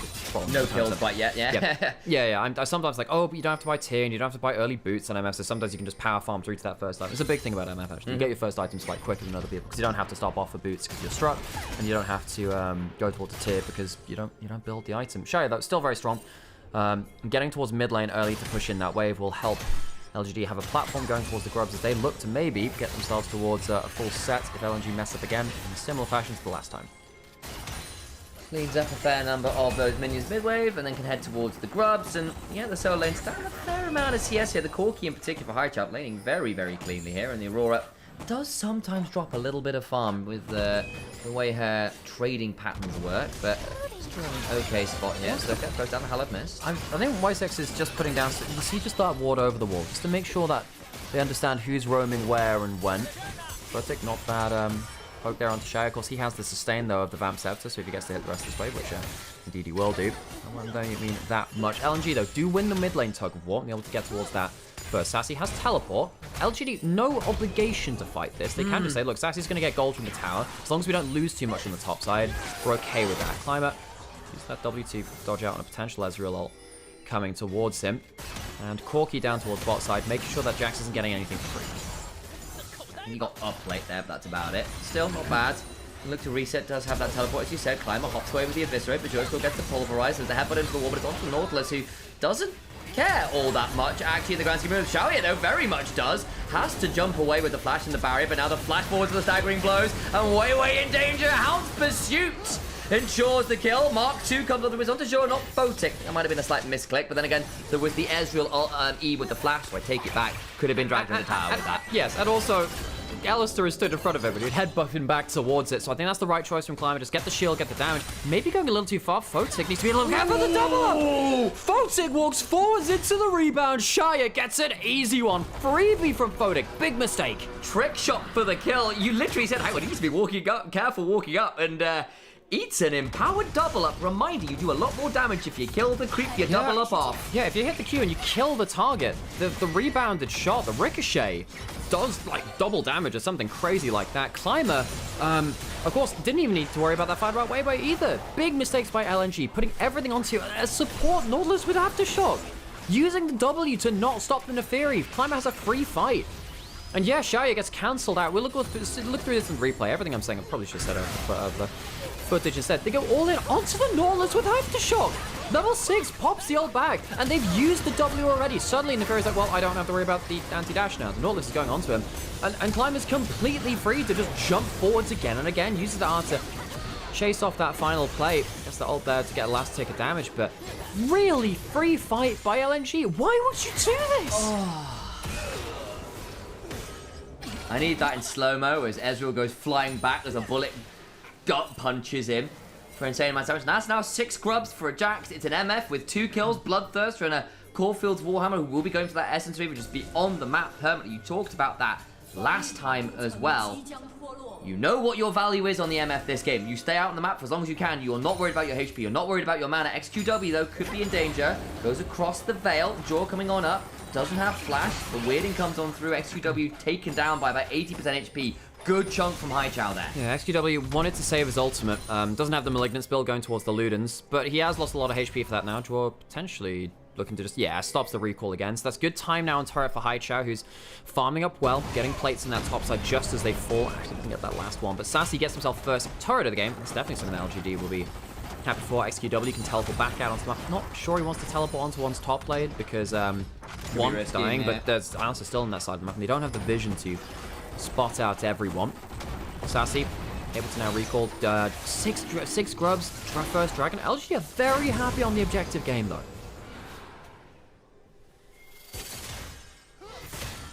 Yeah, so what it is for double up, I wanted to double check what it was. Basically, double up's bounce is affected by critical strike modifiers. No, I do know that, but if you kill the target, you guarantee the critical strike, basically. That's what it does if you kill the target with the first part. Right, so it auto crits, right? I get that's what thing. So which is really nasty early. But one thing which so it depends on the ability that's used. There's base damage associated with it. If you crit on an ability, sometimes some abilities will crit the base damage as well. This is why actually Sundered Sky Darius very potent, because his W will crit off of the first, will crit with the base damage, which is incredibly high, and Sundered Sky gives you a guaranteed crit. So Sundered Sky Darius genuinely very strong in some turnaround bursty trades. So you have to pay attention to that one. Also, a weird one with this one. Silas passive can also crit. So if you go for full AD Silas, you can actually crit on that too. Sassy jumping forwards. Haichao does have flash. Needs to be a little careful though. That's a very deep Oh, boy. teleport from XQW. W comes on down, and yeah, that's not great, XQW, mate. Why did he W? Just press your ultimate. You can't get stopped out of that one. Could have flashed as well. Big mistake by SQW. He uses that teleport and immediately dies. We'll still lose the mid lane tier 1 as Xiaoye zones off Photic, but still, that one was a bit silly. Very, very silly. Right, Gwen gets the tower on the bot side. I can't remember if that was down already, but it's 2 turrets to 2 now. LGD taking bot and mid. LNG taking top and bot, but he gets to take that mid lane, which is, of course, the most important one of the outer turrets. LGD still have a gold lead. They have themselves a dragon lead. They have themselves 6 grubs, but let's not make the mistake here of saying that, you know, this is a perfectly clean team. They have the advantage in this game, but they are still showing some weaknesses in their macro play and some of their micro decision making. Nice looking graph there for Xiaoye as well, who has just completed that Essence Reaver up 1400 gold. Isn't a great spot, but the thing is, look in mid lane, 1400 gold lead for Haichao. One, this Corki could still be really threatening this game. Yeah, so it is in Haichao we trust for LNG. He's not always had the most consistent level of play, but on this champion in this draft, yeah, Corki, really, really good in this one. You can't counter-strike out of a fast bomb and Gatling gun, which is one of the reasons why Corki's actually pretty good into Jax, all things said and done. Can W away from him. He has a lot of ability damage to go through the dodge of that Jax, and has enough damage to really blow up a single carry. And Nymaera needs to be careful against them. Every single member needs to be careful about a very fed Corki. We wait a little bit here to see exactly what's going to happen around Dragons. They've already claimed the objective feats of strength, have LGD. Nice combo from Zasu, I think. Burned the ultimate there, did as well. Where's the W? Comes on down now. Climber now looking to try and get inside that hallowed mist to think about following with a Hound's Pursuit. That's Ignite and ult down. All the while, though, LNG will tower up their first proper objective take of the game here, and the Herald have not managed to get onto anything else yet. So But the thing is, I think LGD chose not to go towards Herald because they wanted to play towards it. They have the 6 grubs. The biggest thing that a grub advantage gives you is the ability to powerfully cross-map. If you win a fight, yes, you kill turrets quicker, but the most important thing you do on a macro level is say, we will give up this objective because we kill towers quickly. They do that there, and while no, they don't get the kill onto the Gwen, they do get to stick around and take an inner turret, and it's made even easier by the fact that they have 6 grubs. That it is, and it gets them a lot of gold there indeed. The Misfortune as well, one of the better AD carries moving around the map, courtesy of Strut and the ability for it to just zoom you around the map. So it does turn up bot lane on rapid order, and having chunked out Zucker, courtesy of a little of assist from Sassy, they do get to take out that tier 2 in Corki's coming towards it. This could actually be a bit of a problem. They don't have a teleport on Aurora. This should be a dead Jax. Doesn't quite have flash up either by the looks of it, so Sassy in danger. There's the flash straight off cooldown, right back onto it again. I think what's happened is the overlay is slightly ahead of the gameplay. Sometimes that happens with observers. So sometimes this is maybe ruining it for a spectator. But sometimes I can tell when a big play is going to happen because I can see a summoner go down and I could get a half-second advantage and know that's going to happen. It's a fun one. And sometimes it was the bug for a while as well, where it would go fully grey just before it came back up again. Like, wow, they just used it. Like, no, it's just actually just coming back up. That was really annoying. You're right. Yeah, so that's what I thought it was to begin with. I think it was just coming up. But either way, they do use the Herald top to claim that tier 2, so in the end it does sort of be an extended trade, tier 2 for tier 2, but the Herald only trading for 1. Kind of rough, I'm not gonna lie. Dragon in 20 seconds, and it looks like LGD will want to start this one up themselves in position and in control of LNG's red side jungle. Not having Jax flash for this fight kinda sucks, because you need to be able to flash into the Poppy W at some points to get the big counter strike. That's one of your bigger parts of the engage. It's one of your few bits of AoE engage, actually. Because besides that's just your normal result. So LGD pulls that dragon. Xiaoye has the bloodthirst. He can trade poke for poke. If you can get anything down on Photic, it does make a large difference. Climber summoning more dogs with his Call of the Pack, getting himself onto that dragon. Does so.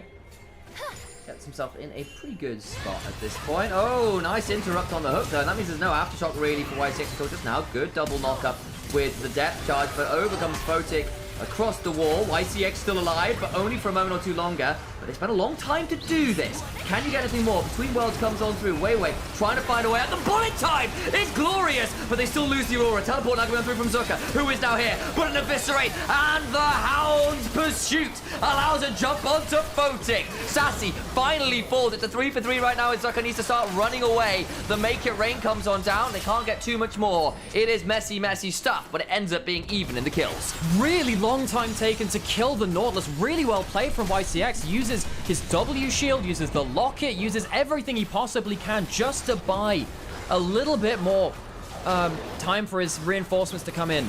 Really well played from LGD, but once again, what are the engaged members of LNG doing going onto a Nautilus like this? I guess they think it's a free pick, but committing your flash disc, you don't have any damage nearby. You don't have your Ezreal, your Corki, or your Gwen. It takes about 5 seconds for them to come through. You know, if Ezreal had been here this whole time, maybe it's a clean pick and then you're out. But you spend so much time here and you get locked into the play. Wait. Even tries to do something weird by punting the Aurora into her own ult wall. Doesn't have a cancel for the MF. You've used so much random stuff onto the Nautilus. You can't deal with the Misfortune. You can't deal with the Nymaera. You are giving these champions you are meant to counter a free lease on life. We've burned so many summoners to do it. That's Flash, Barrier of Photo, Flash of High Chow. In fact, it's every summoner but Gwen's Ignite that's now on cooldown, and the Teleport and High Chow. A lot more now still available for LGD. As LCX once again jumped on, but Xiaoye potentially step on forwards there. Won't look for anything too much more.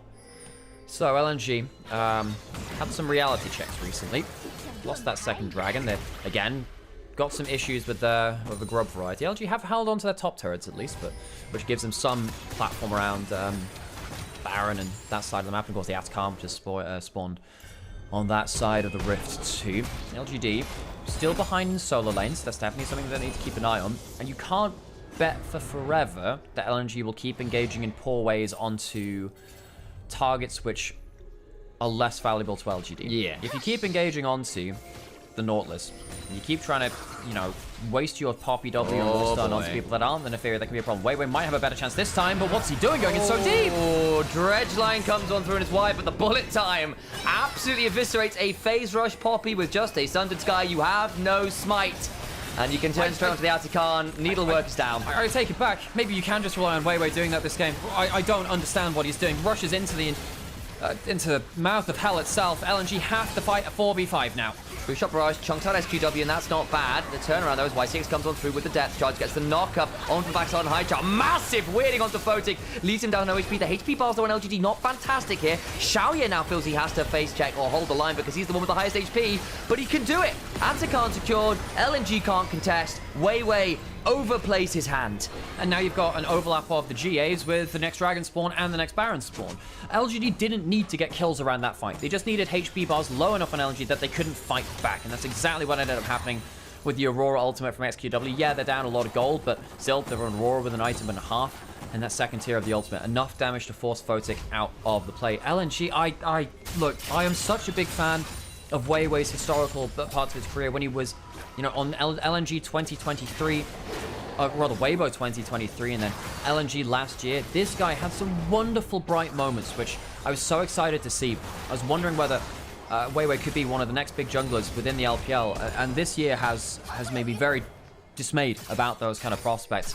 That kind of decision-making loses you games. Yeah. You cannot play like that around big objective timers when you are meant to be. Oh, the counter. Sassy will die on the top side of the map, but he will get the demolish, at least for the tower. And again, he's got withdrawals. He can afford to die here. His turret for that. You burn 3 people. It's time to look where everyone else is. Well, you have 6 scrubs. LGD cross-mapping. That's what we said was very powerful about this earlier. You don't really have waves into towers, but enough to push in and force LNG to quickly recall and get themselves back into defensive posturing. Dragon in 40 seconds. LGD have set up very nicely for that. There will be no flanks for LNG off of wards. Climate and YCX hiding around. And again, where the Poppy and Jaw not being able to pick up kills, you feel like this Neferi with 2 items would be slightly more dangerous follow-up should YCX land a good dredge line. And all the while, this Misfortune now with the Mortal Reminder as well to deal with double 80 carry plus the Gwen healing. Feeling pretty good here. There's a teleport ward behind there. Thank you, observers. Keep our eyes on that. Of course, the Misfortune, the moment she sees a potential teleport behind there, can be very fast to get out of there. Look how fast that woman moves. Yeah. Gone for the, have you talked about the anti-heal item, by the way? Yes, I did. Literally just went on that one. Cool. Yeah. So it turns out, folks, that when we're on the LPL grind, we're doing many games a day. Sometimes you lose focus for a little bit. So I got you look at something else. So normally, you know, when you're in best one, you're like, okay, cool, and you know, listening in, but you occasionally to looking off to the side.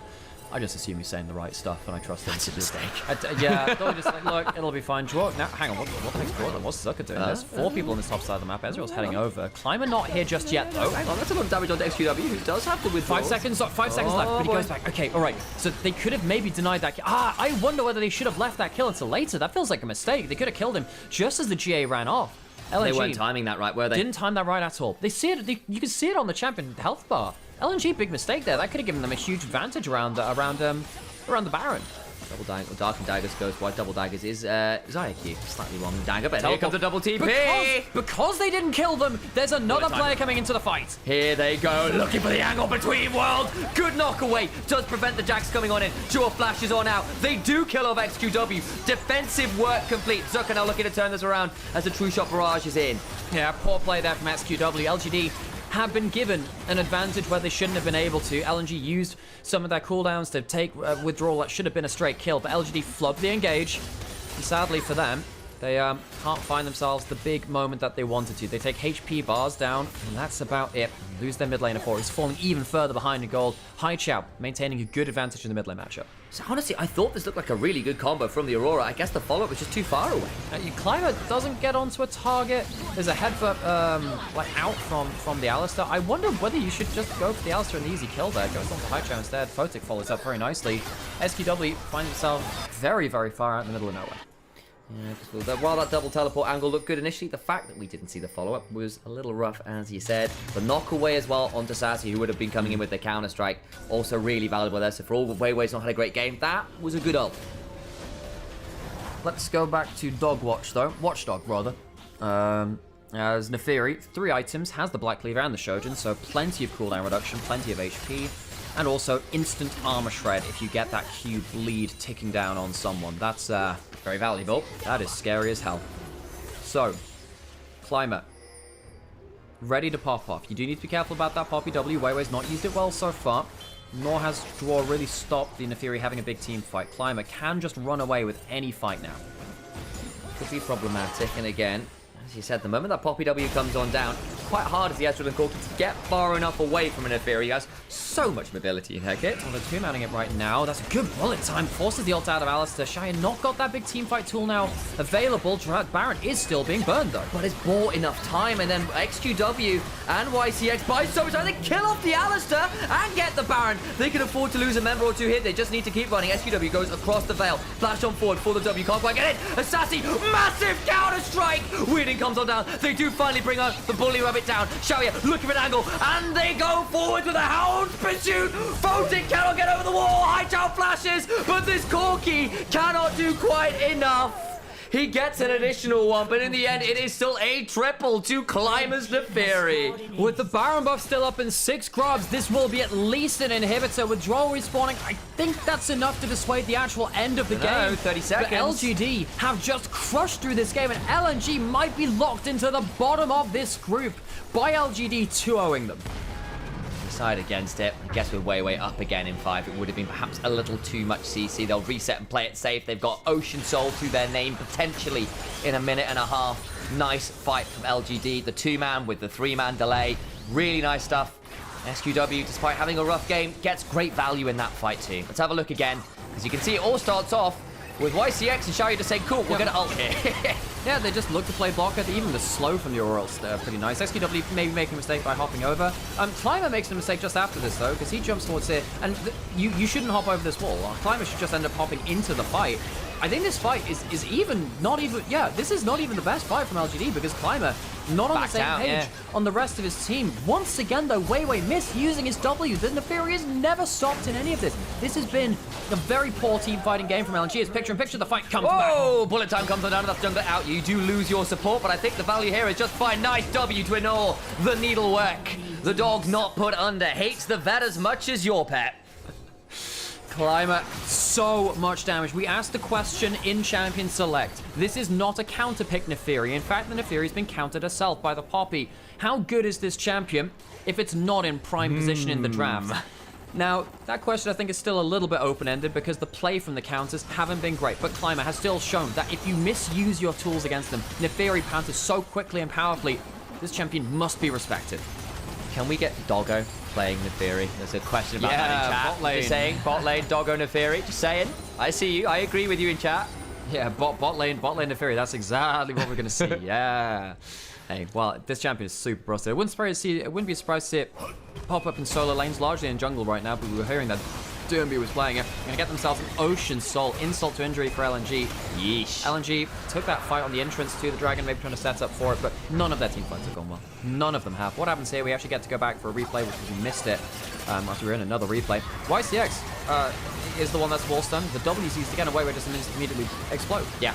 This Poppy is so far behind. This is not your tanky Poppy jungle you can see from the likes of Pina, or even if it's a really fed support like Delight. This has not been the case here. Wei, 1 and 5, 3,000 gold behind the Neferi. I mean, it's rough. And the other side of that is like, look, congratulations, you killed YCX, who at this point feels like he's done his job. He's happy to die there, especially in trade for a bullet time like that. It's a good angle. And again, Xiaoye on this misfortune is an absolute machine right now. Level 17, 2 levels up on Photic, up 50 CS, 4 items complete as well with the Infinity Edge now locked in, alongside the upgraded Swifty as well. This misfortune is running at Mach 5 and hitting like a damn speed train.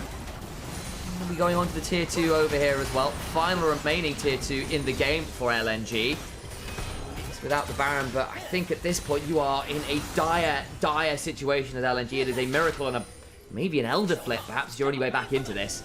Yeah, LNG on life support, really. Jax hopping over the wall to make sure that can shuffle in that wave there. Haven't really seen much of a Jax versus Gwen 1v1. No. It's not really been the core of this game. Good Q over the wall. The bullet time as Photic steps up too far. E not quite taking them out of range. Takes an extra ticks of damage. LGD will use that chunking forwards. There we go. Sassy now in danger though, because he just used the leap strike. They're going to go to the back end of this XQW, looks for the angle, gets the leap strike out to Sassy, and the Hound's Pursuit comes on through. The only thing knocked away are the dogs as Climber uses that core of the back to involve some more damage. Sassy still low, but not taken out. The damage all has to run away, and that leaves Zucker split off from his team. YCX gets a hook on the draw, and the stakes are once again raised high as LGD will go careening towards these Nexus turrets. And LNG in their home arena will have the ignominy of going 0 and 5. A fall from grace does not cover it. Laoganjia will survive the group for now. They will be at least in 3rd place, as LNG are locked into group Nevada. Pseudo front line with a Crescent Guard, you have pseudo front line with the Unbreakable. For about 5 seconds. Exactly. Yeah. And then you kind of ran out of gas. And this time Kench could be the pick, but we don't talk about numbers. They need more engaged. They need something. You have 2 options now. You either go for like heavy lane dominance, or you go for team fight impact. I was thinking about something like a Rel could be potentially quite important here. Get inside that Gwen W. Renata, very, very good against the Alistar. The Alistar basically can't play lane against someone like that Renata. He does go for that Rel. You can understand the thought process there. That last pick. This game is so important. That last pick could genuinely determine your tournament lives here.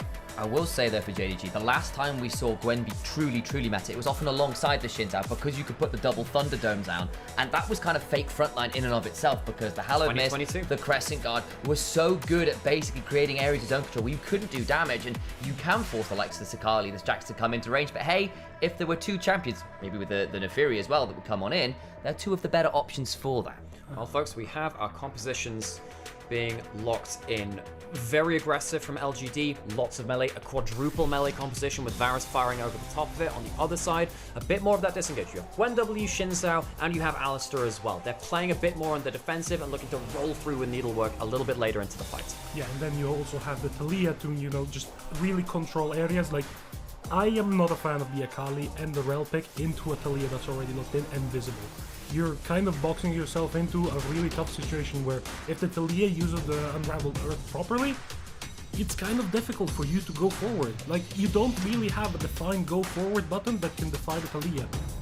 Alrighty then, well, getting ready now to log on to the Rift proper. Reminder of the stakes, JDG win this, they lock 2nd, there will be no contest. If they lose, we get 2 teams tied at 3 and 3, and we get a tiebreaker for 2nd, with the loser going into that playoff bracket to determine who goes up to Ascend and who goes down to Nirvana. Big deal. And as a side note, I hope you enjoyed that little look in at how tri-casting works. It's kind of cool. I thought that could be fun. I threw Alex under the bus a little bit with it though, and I won't apologize because sometimes it's kind of fun to have that option. Yeah, wonderful to be joined by Harold here, one of our coach friends. Let's get on to the Rift. Very important game. Let's hear for the Gyos. 欢迎来到英雄联盟。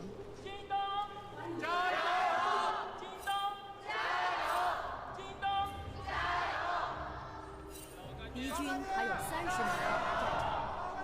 碾速！ There we go. We got some proper gyros this time around. A little bit more organised from LGD this time around. The stakes have never been higher. And there is an Alistair in this game. I make that pun quite a lot with him in there. But I It's say, funny. there's an Alistair hit by a Cho'Gath Q. Right, this is our most important game of the day now. Knockup does land onto both sides there. An extra shield onto Y6 definitely helps. Shin's out, warding them off. These kind of level 1s can actually be a lot more important than you think because of stuff like this. Blue side bot lane able to walk into the enemy side of the jungle, potentially put down a ward, just spot where the first jungle camp is going to be. This kind of level 1 information, particularly in such a tense matchup with a lot on the line, can be very important. Or of course, maybe even level 1 poke opportunities from the Ezreal. Not actually put a ward down. They're going to see where things are. They just go queuing their wave, can't land it through it. Yeah, I mean, getting early prior and early knowledge of the positioning of enemy jungle when you're playing the Alistair that has a losing level 1 into the Varus rel is important because then you actually kind of get to plan your lane a little bit ahead of time. You get to, make decisions whether you want to contest the wave with us. We see here a little bit of a skirmishing, missing using the pulverize to just deny the engage from the rel. Okay, so what do we want from this early game?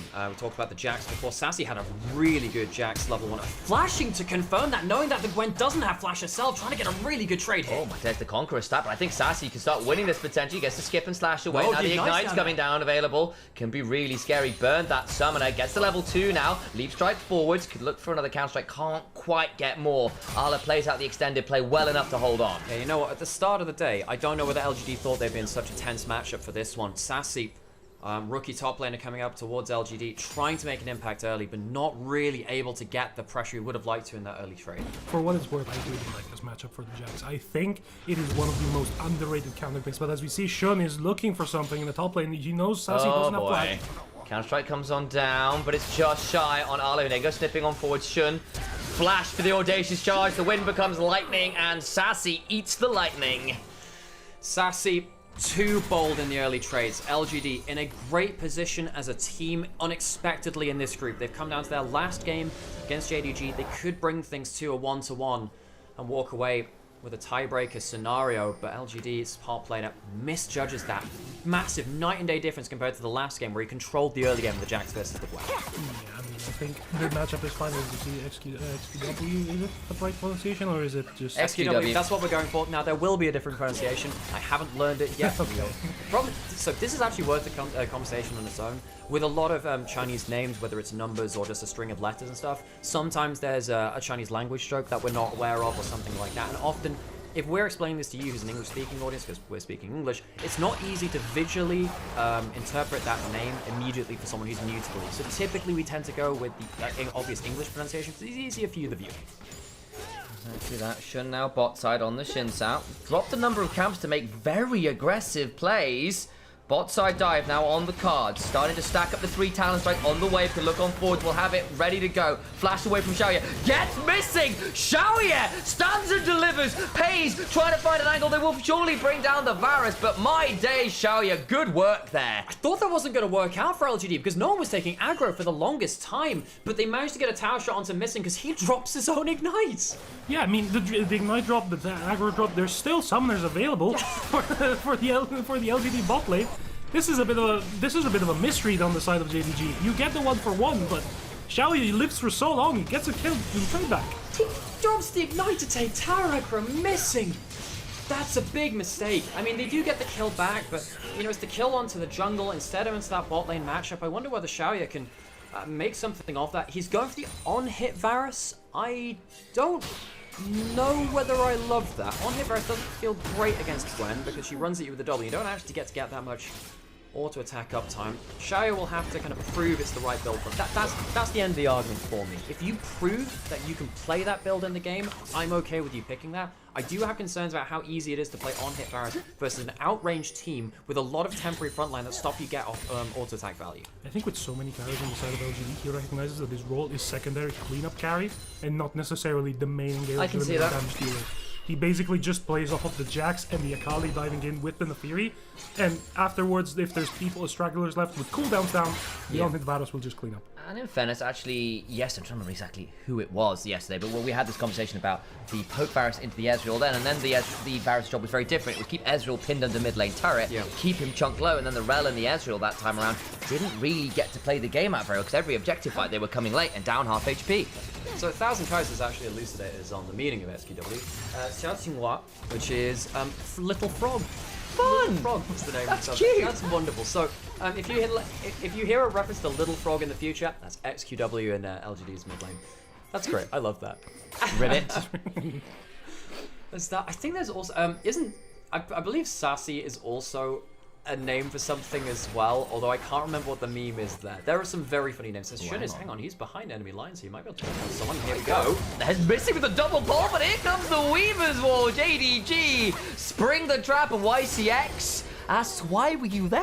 I mean, you know, the little frog actually gets out of the river, safe enough, you know. But good catch by the side of the JDG. What's that meme? I'm like, I'm out of my lane, unmoisturized. I'm so bothered right now. Whatever that dude My in the skin's river is. dry. Yeah, you know frogs can breathe through their skin. Yeah. I can't. You can't. No, Right, I'm not a little frog though, am I? Saying. No, you're not. Shaya left on lineman 3. Doesn't have that flash from the earlier dive. That should be a dead verse. Shun has had a massive last in this early. Ooh, gets one back. All right, YCX. Get one back. It's not that great still. The thing is, you are now dropping a wave in XP on that Varus, who did get some value earlier. Wonderful early game from Shun. He has impacted top lane, he's impacted mid lane, he's impacted bot lane. He has gone across the map. And given a lot of our reservations about Shun's level of form currently, I really think this is a great game to show his upper level of form. And Chun, as you were saying, right, is a player who looks night and day when he has proactive lanes and proactive things to be doing in a game. This is the Shun that we saw at his best on the likes of BLG. It's when Shun is on the back foot, having to play defensively, doesn't have such a clear ability to be aggressive, that we have more questions. But we always knew this side of his game was always very, very strong. Off the races here on the Shin South, especially when he has got to be that kind of fake front line this game. This is a great way to start off being that. I mean, in my head, Shun is still like the aggressive prototype of the LPL jungler. He's just gonna go for it, regardless of how it's going in the game. He's just, gonna, you know, picking up the legacy of MLXG. True, that's a really good point. Look, I think of like the international representative junglers we've seen from the LPL the last couple of years, this is the guy with the least restraint. I mean, even someone like Tian or Kanavi can play a little bit, say, look, I'll go for the camp steal instead of what. I'll play for myself on a farm lead level, yeah. Look, Shun, for better or for worse, is in your face permanently. He might be face first in the grave, but he'll be there. Shun's like, I don't work from home, I go to the office. And his office is the enemy jungle. Like he's like a squatter. You got to call the police to deal with. There's no police presence, you know. He just gets to stay there. Yeah, it turns out if you stay there if teacher doesn't turn up for more than 15 minutes, he's legally allowed to stay in your jungle. Exactly. Teacher Mars WE's support, like coach now. No, do you think like it's like Severance when he actually gets off the server? He's like the most restrained person ever, and then you get to get on the Rift, and he just becomes the most aggressive person you'll ever meet. I've seen so much cool stuff about Severance. I've not watched a single episode. I've heard it's fantastic. I need to. Really need to. Not even joking. I got a message from Ruddy's social media guy that you need to watch Severance. Just a cold DM, like, go watch Severance. Hang on, SQW pulling the ult there. Not able to get that much of a good trade, though. Of course, hang on, there could be a combo here from Scout. Scout could go for a bigger play here. Just about gets away with it. Hang on, the threaded volley's going to get the wall ride available to him in a second. Going to force a Shuriken flip. Wall comes flying on through. Scout wants it. Look at Sassy, though. Can potentially come and join. Buying time with the Shroud, but overcomes missing. There's the counter-strike over the wall. And Scout goes down. XQW picks it up. In they come with the house to shoot. Missing will finally get the kill, but it's still a 2-for-1. Climber manages to clean something up as Scout doesn't get the right Q direction for XQW. Somehow Sassy comes into the play. Unbeknownst to Scout, and Scout, a rare misstep from him on the individual level. He has been the engine for this team, and it sputters a little there. Yeah, honestly, like Scout got a little bit over eager. You know, he had no vision. Sassy wasn't in lane. Like, you know, at this point, like at this level of play, you know that there's going to be communication that the top laner is missing. SQW does miss the cannon as well in the play. Does end up picking up a kill. Scout goes chasing, but like there's no vision. Sassy just gets to jump on him for free. But imagine being Scout, who doesn't see inside the brush. Jax is out of vision pretty much that entire time. So I don't think he realized he'd come from that path. He reset diagonally. He didn't go straight through top lane. He came out through the top side jungle instead. Gets a great angle, and that evens up the top lane matchup itself. It's a feel-good moment for LGD. Now, they're still 1,000 gold down in the 10 minutes. They do, however, much like the game earlier against LNG, they have the objective advantage. They have first dragon, they have 3 grubs. And if there are a couple of slip-ups like that from JDG, which they have been known to have, there's an angle here for LGD to hang on to that objective lead. Oh, you even up the gold later. And arguably the closest game of today was our first one between LGD and Invictus Gaming. It was certainly our bloodiest. LGD always willing to throw down. Speaking of which, Arlite goes all in on SQW and forces that flash from said little frog. I love that. I'm just going to be calling that all the time now. It's wonderful. And gets away with it. A bit of an amphibian movement to try to leap away from the needlework, you know. Living creatures are not known to like needles. So LGD let go of the grubs on the top side. JDG claimed them. Scout was alone on the top side. Couldn't finish that off though because he has to teleport defensively down. It was the bot side where LGD had called over 4 out of their 5 members. Gold lead extended now actually to 2,000 gold. I guess off of the plates that were just taken top side and some continual farming from JDG.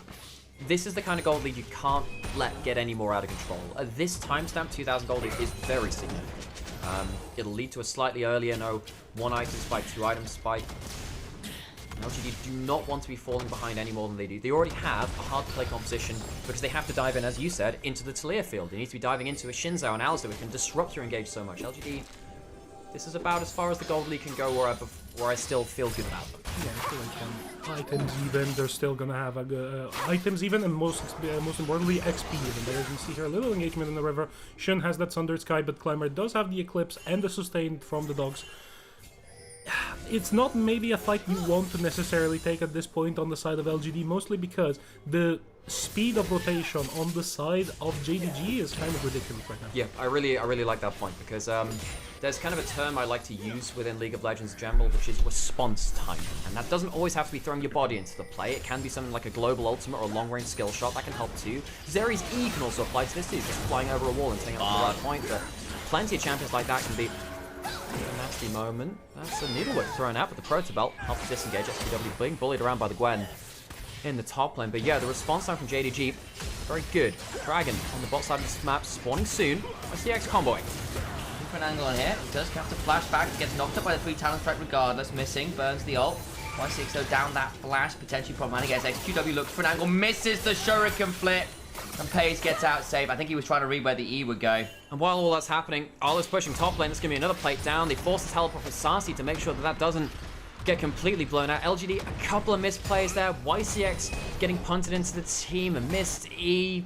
Not great from LGD because once again, it costs them that gold. And that gold lead is expanding more than we're comfortable with. That is nearly 3,000 gold now.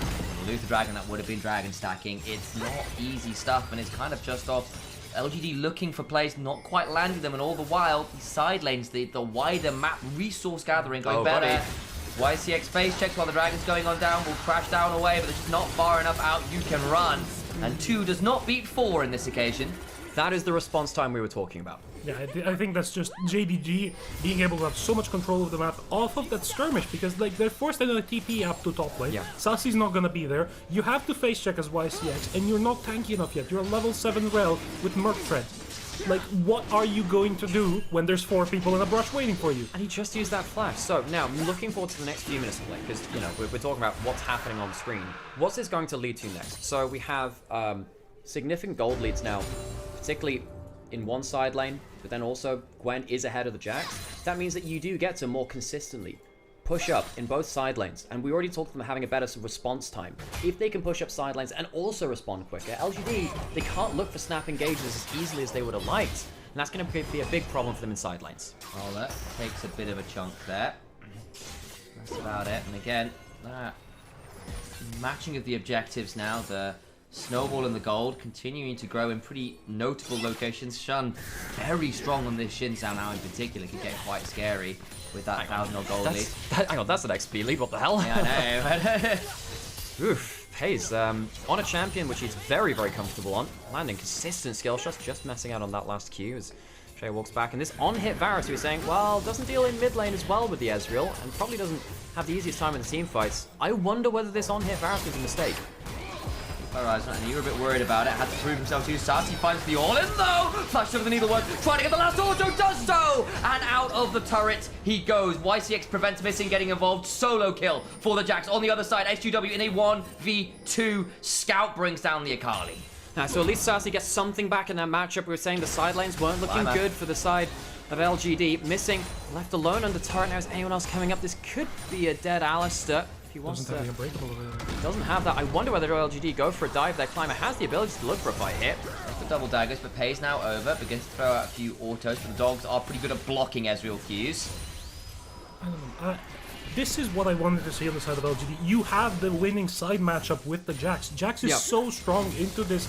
Gwen does really outscale because the Jax can just keep hitting, keep being on top of you with the leap strike, with the counter strike, with the empower. I don't get why you're not playing towards it. I'll have a look at this one again, but we were hearing from Alex, who was chatting with Finn, who said the same thing. It's a rough matchup for Gwen. And I was worried that the gold given over earlier had flipped this. Obviously, that's not the case. Gwen was dealing well with the Akali, but not against the Jax, even with someone roaming towards his side. Of course, that 1v1 is at the cost of what happened on the other side, as XQW misjudges the side of it. This is one of the classic mistakes in League of Legends. Playing both sides of the map at once. You've just made a big play topside and you've shown them you can't go for an individual play on the other side because you're on the weak side of the map. You must play more patiently. Back to life, Ala finds himself in the better side lane matchup versus that Akali, which I do think he does win. 1800 gold for Scout on this Talia. He had a really good showing on that earlier versus LNG. Really helped break open the game. TP Teleport. behind. Ala no TP. YCX one looking for play, can quite do it. XQW on the flank, looking for the double counter strike. Does that onto Scout, who's got his ferret. He's got the Seraph shield to stay alive, and they can't make the teleport work. Missing burns the ultimate. Sassy now in danger as he's hit by the wind becomes lightning, and JDG burns some flashes but disengage. And JDG have the Gwen alone in the sideline. That's a tower down for them. So JDG win out on the strategic point of it. Yeah, I mean, you have to pull in the Jax for that play. Like, you get the stun, and now Ale is gonna get collapsed on, but I don't think you quite have the gap closed. There's no flash on the Jax. Yeah, you have the Akali, but is the Akali enough to set up the play? Sassy's waiting for Shun. Will actually find a fairly decent counter-strike angle here as XQW has gotten a lot of Ala's HP down Oh, needlework is good! As the needlework comes on in, well, I'm struggling to remember words. Do get the initial kill, Ala. Still looking for the snip, so will be a recall on the Hound's Pursuit available. Doesn't use it until a little bit too late, I fear. And now he's gone on in. Nice sidestep the other way as Ala is just doing a wonderful job of skipping over their graves.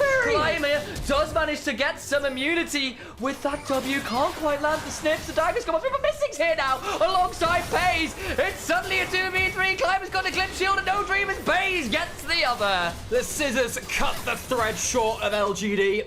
And the fates have determined Ala is the main character of this game. Fantastic Still play. got Ignite. Still has the Ignite. As LGD, I don't think they expected that play to go so long, but then the Gwen gets so much value in extended fights. Well, how do you expect it to not go long? You don't have the setup. You don't quite have the gap closed, and Xiaoya might just die here in the middle. Pops the barrier. Flash Missing's engaged. As the pulverized Harold's octaves go up a few times, the Xiaoya goes 6 feet under in response. Ain't that a wonderful counterbalance? And LGD falling apart here against Jingdong Gaming. The game has swiftly fallen apart now. LGD, they've tried to go for these flashy, snappy engages for the last 10 minutes or so now.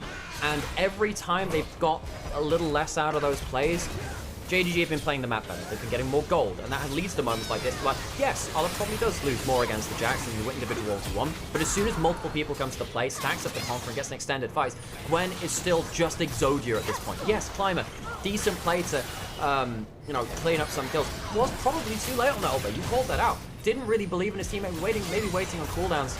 Close to outplaying in a way that only Nymaera can into live. That's at least a kill back. Fortunate that Y6 picks it up. I can hear Harold groaning there. It's a bit annoying, but hey, you take the kill where you can get it. Climber has the reset. Looks to go forward. On to Missing. Pulverize comes on through to disengage somewhat. Dragon is up, and you are up a member. LGD, I think, will take this opportunity to at least claim a second dragon for themselves. I mean, at least the killing pace gives you the control that you need in the river to try and force this breakdown. Xiaoya is there to get the extra DPS on the Climber. you know, the Neferi changes have made it so much easier to just be more proactive in the jungle, being able to solo these objectives. When looking for a 1v1, well, Jack looking for a 1v1 top side, have we got ultimate support just yet? No, not quite yet. This 1v1 could get a little bit close. Needlework pulled means it's not available for the fight if there is a teleport pulled. Needlework and Ignite. Yeah, looking for an angle. The right on that one. In comes the Twilight Shroud. The Rocket Belt burn as well. Climber jumped over the wall, immediately has to call the pack to avoid Shun finding a 3 Talon Strike. And this Xin Zhao actually winning out in those 1v1s purely because of how strong he got early. The Neferi not enjoying that right now. Oh my days! Flash for the counter strike, gets it! Every overcomes the rest of JDG. The response time is good, but it is not fast enough to save Arla. 1-for-1 at the top side. You can criticize Sassy for a lot of things, but you cannot call him he ain't no bitch, baby. Let's go.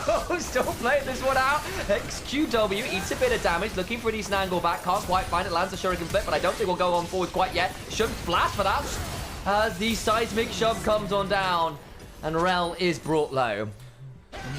Sassy really embodying Jax's personality, just saying, who wants a piece of the chicken? He just goes for the fight. He keeps fighting. He knows he has the cooldown advantage. Once the needlework is down, once the ignite is down, he has the stat check potential. The counter strike. Going again! And we're going again! Sassy coming up in 2 seconds, has the teleport as well. Tower will die here, but can JDG retreat? There's a Kali on there already. There's another teleport from the Jax. Both solo laners coming into the play. Scouts in danger, half HP. We'll have a Seraph to work with, but I don't think it's going to be quite enough. Flash away, out range of the R2 from XQW. Seraph's now timed out, looking for a good angle. Misses the shuriken flip, but there's a house pursuit, and he goes careening across the unraveled earth. Breaks his ankles. Finally, Scout is brought down. Yeah, LGD didn't raise no bitches for solo laners. They teleport in. Oh my days. But they lose in the 1-for-2. Can't close things down as Scout flashes away from Akali's burst combo, and JDG cleanly get away with another macro play in a tower. I mean, what happens after this point? You have Azkan on the bot side of the map. It's been a bit hard to track the objective-based gameplay because it's seen so much teleport fights. 1v1s, not necessarily about the larger macro, trying to use individual power to get the most out of this from LGD. JDG probably looking to go towards that Azkan sooner rather than later now. Okay, well, we are now to look at these replays. Okay, so we start. This is after XQW is teleported in, finds an initial comment on the Scout, and it goes weird from here, folks. Honestly, I think XQW did good. I think Sassy's flank is good. The flash from Scout is better. I think XQW makes a mistake here. He should not be staying in the brush. He should be just north of that, covering the flash angle from Scout. It means that Scout gets the flash away from both solo laners and force XQW to really overextend for that. Yeah, Scout goes down, but he buys a lot of time. Scout was great form today. Sassy counter-striking. Sassy trying to find an angle, but it's down to no HP. He's just dead. And now comes Scout with the Weaver's Wall. Climber has to back away. SQW went looking, and the cries of pain from my analysts as they witness what is going on here. That'll be a tier 2 for JDG alongside the kill. 6,000 assists for Missing. Missing multi-time LPL champion. Maybe seen better days, but a milestone for him here in our today's group here in the LPL. 6,000 assists just behind Xiaohu, the King of Spring, the Tiger of Spring rather, who's on great form himself. We might even see if they match up later into the tournament. Ming now overtaken as well. How long was he playing the game for? Missing ahead of him. Crisp still at second as well. Those are some names. Been playing the LPL for a very long time indeed. Mako, of course, way ahead of them all since 2015, of course. As they head towards Atakan, do the side of JDG. And what do LGD even do at this point in the game? Have a look at the replay. It's XQW clearly. It's a bit of a weird spot. 3 levels. Sure, he can flip. Yep. He's 3 levels down, so he follows him in here. But he manages to get stunned just the end of it. I think with the very last pebble on the floor, something like that. Close run stuff, but SQW struggled today. Yeah, playing boldly. Being bold is not always the best thing in these kind of games, though. His Aurora earlier, a little bit hit and miss. This one's mainly miss sadly for him. LGD, who said they were playing a difficult-to-play composition, they would have to play into the Talir with this aggressive quadruple melee combo. It just has been punished time and time again by JDG. I mean, I think the mentality is good, just going into a game, just, you know, saying, I don't really care who the other person is, I am just gonna try and play my game the way I've been playing, you know, when I was, you know, in the LDL or in the lower leagues. I'm just gonna try and play how I've always played and see how it can work and whether, like, I can make it work at this point. And I'm always down for that mentality. And actually, eventually, it does work. I think Shari's not had the easiest game this time around, been dived a lot. But again, we've seen the growth from him, for example. Largely good games today, with perhaps this being the exception. But I think XQW as well, if you're going to bring in a player who wants to be an Akali player, who's got hands on it, you have to let him learn and burn a little as he goes. And unfortunately, there's been a bit of that burning happening today as he's going against some of the most experienced, most dominant players in the LPL, period. Right? That is a very experienced roster. JDG picked up the Atakan, of course, while we were yapping about narratives and stuff. But turns out we don't really have to talk about as much gameplay stuff nowadays because it's like a 9,000 gold lead. Baron's being started at LGD. Even if they were to get a contest, I think they'd die on the attempt at a steal. They see it going down. What's the angle here? Can you find a miracle? That feels like nothing short of that will work. Well, there's the headbutt. Not going to find the seismic shove, though, because a well-timed call of the pack.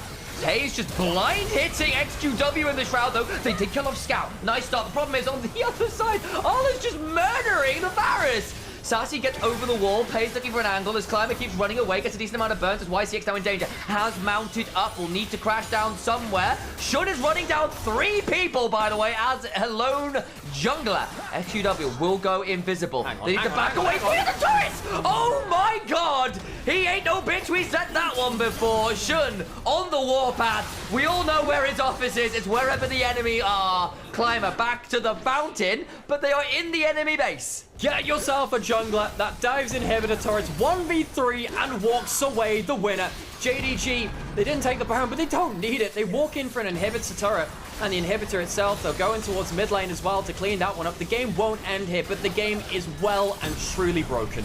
Yeah, we were talking earlier about MLXG and, you know, his dives between tier 1 and tier 2 at 6 minutes with the Nocturne. Shun just takes it a step higher. He just dives an inhibitor turret alone, 1v3, and takes 2 kills. I think, honestly, like... we're still fighting. Oh, cool. And we are still doing XQW is going to come on in. Lancer sure isn't fit, but immediately there is an ultimate. The Zeke's convergence comes on down. YCX loses all of HP, whereas Paige just says, cool, are you sure? And the answer is no, as the TP's come flying on through. Response time. There we go, Allah's there, goes on forward, and either one's coming on down, and Xiaoye disappears from the face of the earth. Climber will be climbing into hell as XQW is going to try and blast him out to safety.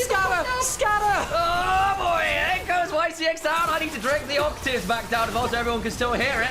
Glass shattering at risk. Climber tries to go untargetable and does so, but only for a second or two as the seismic shove is there. 23 kills for JDG, 10 over to LGD. It is a bloody, bloody game, as it always is when LGD are involved. Base under threat. Shun making up for some of his blushes earlier versus Invictus Gaming, 9-1 and 8 on Xin Zhao. Shun has shown absolutely no mercy. Truly the successor to MLXG as LGD bite the dirt. There will be no tiebreaker. There will be no contest over which position our teams are in. JDG decidedly second. LGD left to play off for heaven or hell, Ascension or Nirvana. Yeah, JDG really took it to them, you know, really good on the side of LGD down in the bot lane to try and just play the stat check into the Ezreal and just pick something like a more proactive mid laner that can set up the kills for the Rumble, but they end up going for the Kaisa Rel, you know, the standard, pretty standard bot lane. You can go for the kill, but like you're giving yourself open to the possibility of a counter pick at the end. Gonna try and do that one for sure, as they pull that one in. Braum now a potential option. They are looking to put that one in. They will go for that. Bit more of a defensive call there for Mako, but theoretically pretty good. I think we'll do that. IG, not really that much engaged for them. They have themselves a Braum in terms of lane value, but really does feel like they don't have AoE teamfight engaged. They have great lanes, they have great skirmish, but IG, they'll have to test themselves being on the same page rather than anything else. Yeah, I mean, the Braum makes sense in the 2v2 because it is a straight up counter to the Rel. The Rel is just has nigh on an impossible time playing into this lane. The damage check that can come through with the stacking from the Kaisa passive, you know, the plasma procs are going to hurt, but I do think it is complicated. It is very complicated for this IG comp to run away with the game, while on the side of LNG, you have a bit more straightforward play. Yes, there's a lot of things that can get away from the Ezreal lockdown, but it's close. It's close. Yeah, so IG, we were asking if they were going to lock in something a little bit different. I think the answer is no, not really actually. Not that anything crazy. LNG playing for pride, they're in the home arena and they have yet to find themselves a win. IG looking to be our 13th, go 6-0 in our group stage. Best of ones, of course, they can do a little bit negative. Go 6-0. Quite a lot for them. IG, a team which we thought had potential, doing well for themselves right now. Gonna try and do that one. That way a little bit. We'll manage the cardio response pattern right here. We will now hold that one there. By back on that skin, you do see a lot of it from the side of IG. Rookie loves that skin. Yeah. This skin is funny because every time he uses overload, he like whips out the cannon from his back. He just shoots it from a cannon. But we're going to hear the gyros and then we're going to hop in the game for this last game. 英雄联盟。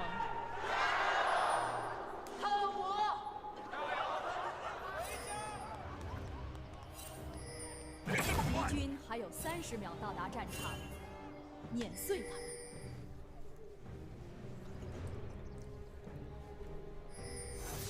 Nice little cue there from Gala. First blood, so to speak. Yeah, making him bleed, I guess. Would you? No.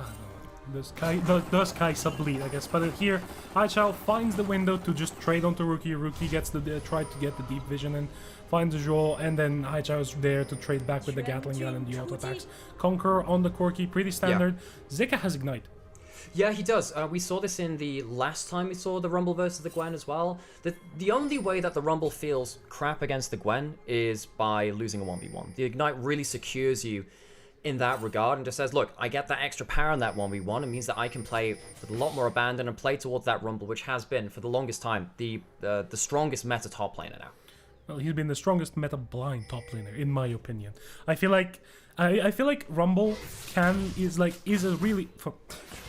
Let me take it back a little bit. I think Rumble is probably still the best blind pick top laner available, close to the Mbessa. But I do think he's not the strongest top laner that is available to pick. Because if you are not blind picking, if you are even answering into it, there are better picks. I feel like there's stuff like the Camille that is severely overrated into the matchup because of that adaptive defenses. You can trade into it. Yeah, I mean the top lane discussion is always an interesting one, but I think particularly here in the LPL, what we've noticed about the Gwen and the Rumble, both these picks, is that you can lose, and the Ambassador too. I think there's a class of champions in the top lane. Obviously, folks in the level 2 here is actually draw and Photic, get themselves a good level 1 to rush to level 2. What did Joe get? Is it the 300th game in the LPL? I would assume. Yes. Wow, how long has he been playing now? Oh, he was an NIP for a long time, no? That's true, and V5 before that as well, obviously with Rookie. In fact, that's an old V5 reunion in a lot of ways there, Photic and Joe. Yeah. Did a lot of work there to get value. With JJ looking for this invade, we'll get that ward down. Is he going to try and just jump up way here? I mean, he's got the level 3 in the red buff. He wins the damage check, he is on the Fury into a tank. But I wonder if they're going to pull the trigger. I think Weiwei's here is just... Maybe they're going to just jump in once the blue buff is low enough. Here we go, Joving on forwards. There is smite available for both sides, looking to just keep trading forward. Massive damage back with the hounds on. Look to just try and take this one out. Flash for the smite. But what happens now as a result of not having the flash? JJ just keep chasing down. I think Weiwei's just died for it. JJ solo kills Weiwei for first blood in his own jungle. Weiwei flashes for the smite, but had already used his Q. It's like a 16-second or like 20-second cooldown of rank 1. There's no way he's getting out. Weiwei, continual fall from grace for this jungle we used to respect so much. He has had an awful day. You just can't do that, and unfortunately, Nefarious first blood is such a nightmare. Gets to steal a few more of those camps, and still has a whole quadrant on the other side to get to. Maybe because, of course, JJ is going to be a little late on this reset. You can see the invade on towards the blue buff, but I don't think this Nefarious is going to care all that much. I mean, and then the Fury getting a kill means that on this first retouch, there's probably going to be a Caulfield's Warhammer. Or a pickaxe plus Longsword, but it's going to be the Caulfield's Warhammer for the extra CDR. Like, this is what you need to do to get, Nefiri in the game. Take note every single other hang on. Game. Wait, Weiwei's now in a position where he doesn't have flash. There's a bot lane. If he goes towards bot lane, I actually think JJ turns up and they die towards... Here we go. I mean, Braum just passes him, doesn't he? Yeah, just stands past him and go, yeah, you can't do it. And you can't stick around. You don't have the flash to play towards that. If they'd gone towards anything more, JDG turns up, they get a cleanse, but that's it. They don't force them to back. They don't get a big enough chunk to force Gala and Mako to play respectfully in lane, so they get to continue their push. Weiwei, his early pathing has been ambitious, and he's been punished for that. One big thing that did happen off of the back of Weiwei showing up in the bot lane is the wave got in a really bad situation, in a really bad position for IG. There were 4 minions outside of turret range. You can kind of force the freeze right there and call Weiwei back again. Now the cleanse is gone. Carlos should have the arcane shift. Nice crash down. I think that's just death for Mako. There's no real way out, though. I say that. Flash on forward. The door is up. They can't kill the Braum. Weiwei has now wasted so much time bot lane. What's happening while all this is going down? JJ completely farming up. You know, very efficient clear of the jungle, and then Fairy, with the extra call feeds, as you were calling out earlier, has even more clear speed. At this point, Rookie gets to push in the wave. Gonna go get a camp steal away. Wait, there is an opportunity cost for this. You gank, but you potentially lose farm. You don't pay off in that gank, you lose your camps all the same. Wait, completely throwing away this early game. Yeah, there's a few little things that that kind of like tell a little bit of a tale for LNG. LNG are desperate to find something in this early game, but they don't have the control, they don't have the vision, they don't have the information that allows them to basically just make the play. And Weiwei doesn't have any camps on his top side because JJ is right there. There might be a smite fight for this. Support's roaming up. Draw does have flash. Oh my days, it's going to be a bit of a buffle. Mako lands the initial Q. Potential of that smite fight secured by JJ, but now the crash down comes across too. Hightower now turning up. Rookie going to flash to the other side. Equalizer comes on down from the Shy. Sorry, from Zucker, I apologize. Realm Warp denied. IG gone so deep for this, and they're going to lose 2 for it. Where's Gwen? Is Gwen coming up as well? Here comes the Shy. The Needlework will start to get damage down. How much will it get? The Shy's going to maybe get Holy one. moly. Look at JJ's health bar being very, very low. The whole of LNG still just about alive. The Shy not quite in range to get any more. Can't get the snips. LNG get 2 and all of the rest of them survive. No idea how IG don't walk away with anything from that one. Rookie gets caught out by Draw, who roams up early. Both supports understanding that top side is the aim of the game because of the grubs spawning at that point. IG go a little too deep. Honestly, ballsy play on the side of LNG. Works out in the end. For massive respect to them, but like Photic is now is stuck in this little really tough matchup in the bot lane. Like Gala is just weaving in those mystic shots on top of the essence flux, just getting so much damage down, stacking, keeping that passive going. Zeka forced to back away to his tier 2 to just try and just not lose at the 1v1 to the Shy with more than half of his HP, but lanes are gonna go back to the regular line. Have a look at this replay again, because honestly, it looked like a great start for IG, but they can't secure the kills, and the equalizer from miles away really helps start turning this around. Yeah, they don't have top lane prior. Mid lane gets to roam him over anyway. And yeah, Rookie, level 6, decent damage to the Rise, gets caught up in a double combo. You'd expect the Braum to be the one making a difference in these early plays with Draw on his best champion, the Rel. We called this out earlier today, saying, okay, well, you know, he might struggle on other champions, but his Rel has always been consistent. Gets great value there with the double stun, which Braum can't block. The Q goes right the way through it. A Q on either Weiwei or Short gets them, and they can't quite get it. So 4 people get out alive, 2 die for IG, and all the while it's worth noting as well, despite having the teleport advantage and losing away, that Zucker's still up nearly 20 CS in that matchup. Yeah, I think Zeka's doing a really good job. He's using the threat of the Ignite to control the lane more aggressively. The Shy has Ghost. He doesn't have the Ignite. He doesn't have the Flash to get out of maybe the guaranteed lockdown that it can bring. But this is going to be a 2v2 skirmish in the top side. There's a level advantage for Zeka, but he's just out of the heat. Just have Weiwei in here. There's going to be the turnaround, and now the Shy without the Hallow Mist in danger, because he'll look for the kill! Tries to get the call back, will get one back, but Weiwei with so much HP, really threatening. Flash for the permafrost, and a nice counter gank from Weiwei. Much better from Weiwei. Terrible early game, and now it's sat there at 2-1-2. The ambitious early pathing, not paying off, but the skirmishes later, really working out. Zucker, often LNG's start in a very dark night sky, but IG have now given that top side decent amount more gold than they should have done. Here the trading pattern starts with the overheat on the side of the Rumble. The Shy looks to punish with the Needlework, but there's no information on Weiwei. The Glacial Prison goes down, the Equalizer goes down. So much damage, the call of the pack buys so much time for JJ, but the HP bars are not there for the fight afterwards. And of course, this is still early game. Sejuani's base damage is really, really high, so Weiwei gets enough out of that one. So, gold lead for LNG after what looked like a disastrous start for them. IG What are they aiming for? Well, Rookie not really had that much to do so far. Only really participated in that top side fracas, which lost him 2 kills, including his own life. The Ezreal Braum's been kind of decoupled. The Braum's been roaming about the place. Had the 1v1 doing the AD carries. There's a slight gold lead for Gala off at the back of a CS lead. IG not really comboing up with much. Well, remember what we said. They need to have a good early game because they don't have that much engaged for later into the game. Situations like this, where the Shy's in danger of 1v2, is exactly what IG need to avoid. They need to be snowballing through the early game. And way off on the side. Just jump forward. He's going to slip forwards. Oh, no. That's the Shy in danger. Out comes the permafrost. The Shy will dive. The wave is an awful spot. He tries to get a ward down and dies for it. Dragon secured, but the vision came punished very swiftly for the Shy. Yeah, this is just the Shy being the Shy at this point, I would assume. Just going a bit for the mindless play, just trying to see whether they can find a little bit of information, just try and take it back, but Weiwei's there to punish. Really good on the side of LNG to try and just exploit a weakness. After IG's game versus JDG in the first round robin, Rookie had an interview on stage where he said, kind of like smirkingly with a bit of a giggle, saying maybe we could work on our consistency because the Shy did some of the Shy things even in that game. It's been a little while since we could talk about that in any earnest though, because he's actually been very consistent. Draw on towards that top side, does have that flash. We'll see whether that leads to much. He's on vision now, should be safe with Mako roaming up as well, but yeah, that random death or two forced one of the Shy specials.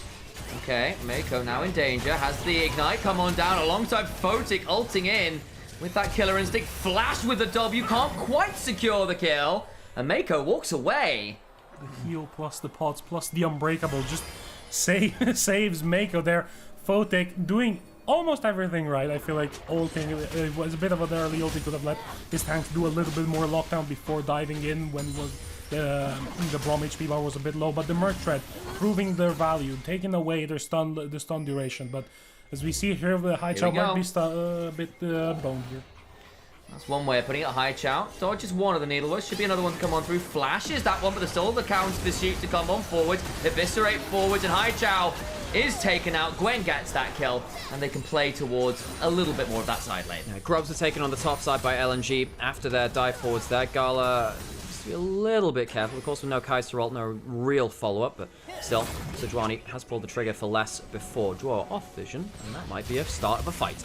Yeah, for walking towards that boy. Here comes Joe. Mako now in danger. Needs to have an opportunity. No summoners this time. Behind him, and Mako still goes down. Photic picks that one up, and LNG in a great spot right now. I have to say, Dwarf's having a great game. Yeah. This Rel has been the architect of a great number of these plays. Burned both of Mako summoners before that by getting the pick and allowing Photic to go through. And then also in that mid lane, going off vision and going onto the TV2. Draw on the champion, which he's found so much comfort on, is getting a good inroad here for LNG. And let's be real, he had a pretty solid showing on it earlier as well. And it wasn't enough. Went like 0-1-7, got the Zeke's conversion early, was trying to make, not conversion, Zeke's convergence early, was looking pretty solid. It wasn't enough in the end. Turns out Skarner's quite strong. But even so, we did actually see 1 or 2 good things out of him. Let's see whether it'll be enough to convert them to at least get a win here in this group stage. Would be a big deal.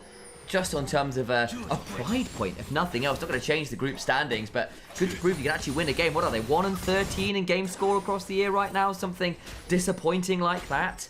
I mean, it's also the dopamine of beating the undefeated team, you know? At this point, it's just, you're not, like, the win doesn't do anything in terms of standing.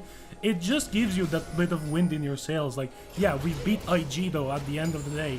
Yeah, the game meant nothing. Still, we took a game of them playing our style of play. We played meta. They didn't play any weird champs. They played meta champs. You see here a little bit of a skirmish in the bot side river. Here we go. Watch Weiwei, and then goes short at the back end of it. Photic on a decent angle. Mako's just going to die. Gets the Glacial Fissure off, but not really to much avail. Darkened Daggers land onto Weiwei, but again, no real angle here for IG. Nice pick off and nice collapse from LNG. Why has it taken 6 games to see LNG play this coordinated? Why has it taken this long to see them pick fights this well? It was one of our big problems earlier in the day where it has ult, might go onto JJ, has to press that W, but doesn't press it at the right time. Luckily, the skill shot goes wide. Hang on, potential turnaround now from JJ. Could look to go forwards. Is there going to be a Hound's Pursuit angle onto Zerker, especially now he's just been hit? Eviscerates forwards, gets a decent juggle to draw, will not pull the R trigger onto the Rumble, interestingly. And so Rumble gets out alive. I'm not sure whether he's just out of range or out of vision, but decides against it, equalizing the wave here is Zerker. It still would have been a 2v4, I think is the big difference. I think you get 1 kill, but particularly with Photic, with ult around the corner, you maybe just give Kaisa a free fight there. Now, though, you can still be a bit of an annoyance around the side. You get to push in for that tower. Gala's doing well against Photic here. in the mid lane. IG playing a little bit slower now. Rookie in top lane. The Shy takes that bot side and they'll get that first turret of the game. IG playing a little bit more slow. And despite a really good start to the lane, because of the plates all claimed, the Shy is now back even in gold despite being down, what, 20 CS to the kill? I feel like the major issue right now for the side of IG is this Rise that is falling behind the Corki. He's on track to hit that 2-item power spike at around the 18-minute mark, which is then going to be the point where you're just going to look for skirmishes the entire time. There's just going to be a permanent fighting situation the entire time. So the thing with the Rise hit in this game is that I think it's more accurate to describe it as not this Rise being behind, it's the Corki being ahead, because the Rise is not like behind the state of the game. They're still picking up farm. They've got 140 CS in 15 minutes. They're still even with the AD carries. It's just that you've got this Corki. He's got 2 kills, has some side lanes as well. The Rise I still think will be a factor, particularly if you put them into the other matchups in this game. The question is really how much can Haichao do now? He's ahead of everyone else on the map. Yeah, I think there is certainly the question of whether they can shift this laning lead into teamfights, because we've seen all throughout this group stage, IG have been excellent at teamfighting, at splitting the map and controlling the tempo of a game to take away the individual leads that enemy teams may have accrued. They've done so well to just try and neutralize it, to make sure that their side lanes have been in the premier position to punish the enemy. I think it is really good on their side to try and slow down the game a little bit. Now that you've seen, the Shy has been equalized with Zeka. Zeka on this Rumble still has that 1-item power spike that is definitely stronger than the Gwen. Gwen is going to outscale later on, but right now you're giving the advantage to LNG in any skirmishes, but Joao might look for something. Yeah, and this is going to be a bit of a problem. Mako. Mako caught out again. That's a nice punish, and again Mako will try and stand behind Gala. Not so much avail though. JJ is here though. They burned a little bit here to kill off the Braum. Haichao about to get his summoners back on the other side. There is a teleport on Rookie, but he can't teleport right now. 2-level advantage in the jungle here. Maybe he can still look to turn this around, especially with the Shy looking for an angle on in. Photic also going to have the equalizers there. Flashed away from Wei with a house pursuit means Wei will die. Can't get a reset on Zucker, just about to have the rail walked in. Just enough CC to prevent the Shy from getting an additional kill. Rookie can't get it either. Zucker is on no HP. Oh my days. But it's more than 0, so he keeps himself alive, and IG once again misjudge a play. I don't really think there's much else to be used here. Haichao did a really good job of just chunking out Rookie, saying, look, I don't have the teleport, you do. I'm going to make sure that if you are going to get a teleport in, you're going to be half HP. It's why in the lead up to that play, saying, well, is Rookie even going to want to teleport at half HP? Goes in and doesn't really get that much done. IG will be able to stick on the map though, because Gala is still full HP. He's got a good XP advantage. He's doing well at soaking up tons of farm, 30 CS lead in that bot lane role. Get himself an outer turret. I think honestly IG at this point is kind of on the look to Gala and praise train. The thing is, they're only down about 1,000 gold for IG, so despite all the fights going on over, they've done a pretty good job of still getting gold on the map. Herald now started. Mako, buddy, every time I see him walking towards the enemy team, I'm like, buddy, you've already died 4 times. You are actually at 100, you have the same amount of deaths as your team has total kills together. Oh boy. Mako had a great game earlier today on the Alistair, but really getting picked off. LNG have smelled blood in the water there, continually pounced. I do think on the side of LNG, really good control of the fights, knowing where the limit is, knowing when they have to back off, and knowing when they can punish the overextension. Photic is doing so much work on this Kaisa. Falling behind in CS because of the matchup is difficult, but he is slightly ahead in gold. He has reached that 2-item power spike. He is going to hit like a truck right now. Yeah, he is going to be really strong in that regard, but my worry is, it feels like Photic has been roaming to the plays and getting kills, and that's how he's ahead in gold, but he's been dropping CS because of that same opportunity. Flash on towards Rookie! Flashes away in turn. They can't quite combo it up with the Glacial Prison, so it ends up being flash for flash. Now the turnaround potentially coming on through for Invictus Gaming, but they don't pull too much there. We've still got a minute and a half or so until things like objectives are spawning. I am eyeing up that dragon. I am eyeing up Atakan as well, and understandably considering the game state, it will be ruinous Atakan. IG do have a bit of a bonus here where they're pretty good at kind of clearing through through different waves. Ezreal can hold mid lane pretty much alone, especially when he has that cleanse. You can't really force him away from that. IG have been doing pretty well at making sure that waves are at least collected in side lanes. And IG have the dragon advantage, so they can leave a dragon or two. But the big thing I'm seeing is the Shy is not opting for that split push build. He is going towards a Cosmic Drive. He has got the Wisp in the inventory on top of a Ruby Crystal. he probably wants to just be in the fights, that extra movement speed, that extra power to just try and dive the backline. Here, use of the needle ward to clear out the wave perfectly, so make sure that Haichao, Wei Wei, and Zeka can't collapse on his overextension. But I do think this tier 1 turret in the top lane will fall. Haichao will probably look towards it, maybe try and get the little bit extra gold to get stuck. But while this is happening again, look, Gala is solo farming in mid lane. He does potentially have, well, Joa doesn't have flash. He's using the Hex Flash, not able to immediately get towards him. Gala, once again, safely and effectively farming up in the solo lane. Rookie, though, might not be quite so fortunate, using that passive to get away. Run Warp is available. Yeah, but the Glacial Prison too. I think that'll be quite hard to do. 1 second up on that one. There's the Arctic Assault forwards. Rookie going to try and keep running. Doesn't quite have the passive prompt. There's the Glacial Prison. Will not interrupt the Realm Warp though. Is now. And now Rookie goes down. What about the response time? Is there anything happening? Just a tier 2 shove from Gala and Maker. Yeah, you can see as soon as the members appeared on his screen, Gala rushes towards mid lane. The Shy rushes towards top lane. Push in those waves. Make sure you're farming up more of that. Rookie not able to escape. He does go down, but IG at least getting something in the other lanes. IG are really good at like punishing this overextension on the side. So many TPs pull to make the play happen. Yes, this will be the first straight going to LNG, but this is also going to be the two tier 2 turrets going down. The Shy is going to force this one out onto the equalizer. Yeah. 1,000 gold! Yeah, and we saw this earlier against JDG, where JDG would look for a snap play, and IG would just immediately, okay, right, let's just run towards lanes. It's not with 6 scrubs this time, but it's completely fine for them to say, look, we're going to go get value across all 3 lanes at once. Yeah, you might get picked off, but the value you get in kills, we will make back in minions and towers. It's the Bow special, again, but just for like the entirety of IG, apparently, as Rookie and the Shy play very, very aggressively in the 1-3-1. Actually really reminds me of, there was a really famous game where Team Liquid were playing against T1 at Worlds 2023, and people were like, oh my god, Team Liquid getting so many kills against T1. And then you just realize at some point, hang on, they've been farming 3 lanes for like 20 minutes, and we've been farming 1. Right, and then a single 5v5 happens, and the gold lead just becomes crushing. And this one, obviously, the gold is not as bad, but you can see the value of saying, BLG had a similar game to this yesterday, in fact. If you're farming more waves and you're hitting more towers, even if you give up a couple of dopamine kills, the substance is there from all 3 lanes. It's 6 turrets to 1. Like, it's a huge deal, and the thing is, if LNG do get a big fight, hell if they get Baron, that gold lead is going to explode because there is so many structures on the board to pick up for all of that kind of additional standing gold, but it's not being claimed yet, and if you don't claim it, your map pressure is still really problematic. They've got Herald and Infantry, but that's about it in terms of their ability to really get attacks on these turrets. And we're now getting to the point where 2 items on Neferi, 2 items on Gwen, which is talking about the Cosmic Drive being very good for kind of like mobility and side lane and extended cooldowns and whatever. 2 items, of course, coming through from Rise, about to tick over towards that Rod of Ages completion in the next few minutes. Of course, the Ezreal's got that too. IG, they have their power spikes now. Harold's going to go towards top side. Oh boy. Shy needs to be a little bit careful. Be also aware, of course, with the Atakan run, if he dies there for free, it would be a very swift turnaround into that particular neutral objective. In fact, did see Wei Wei just turning back there for a second. JJ in the river will fire his dogs all over the place with the blast cone. They'll quickly rejoin him. Harold's not going to get a charge on the turret.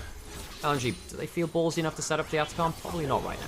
There is a wound in the river, there is knowledge of their position. Mako and Gala are walking up, trying to see whether they can contest that vision, taking away whatever LNG have tried to set up. Gala. Oh, the Shy's just gone! Shy's just gone. The Ignite's used, the Shy uses his Ghost, and he dies for free. What about Joy in the river, though? Takes a big chunk there. My Die, Glacial Prison to the backside. Mako now in danger. Not the best engage ever. The Equalizer's still available, though, as in goes JJ and Rookie. They kill off the Realm, but lose everyone else. Where's JJ going? How does Gala die so easily like that? Uses both the summoners and dies anyway. The Shy setting up the the outnumbered fight for LNG.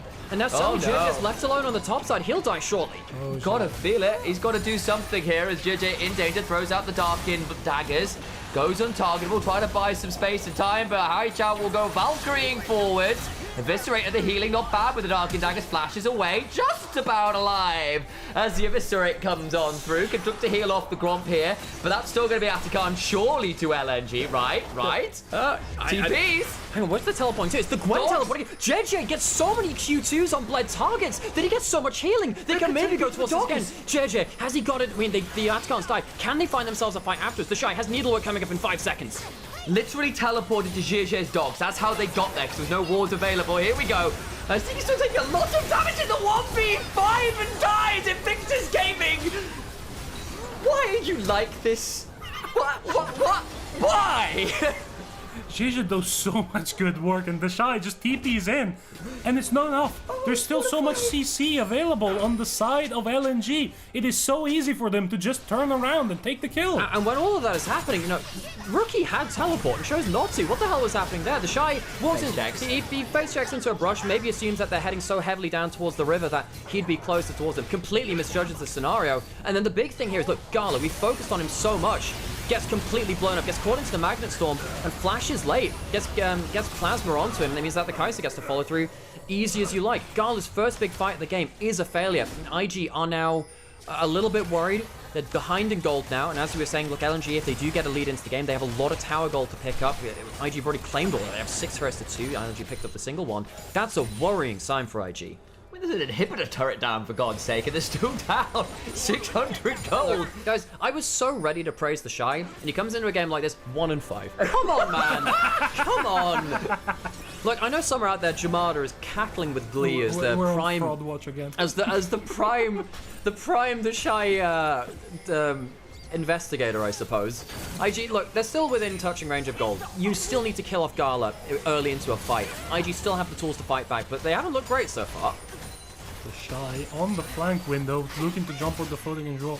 Draw still has the crush down, uses the scattering strength. This might be a conflict fight, but Doesn't quite find it. True Shot Barrage doesn't really clip anyone Mako. either. Mako, why are you there? Lands the Glacial Fissure onto a couple, managed to dodge away, but then there's the Glacial Prison onto Rookie, who will land his own Rune Prison.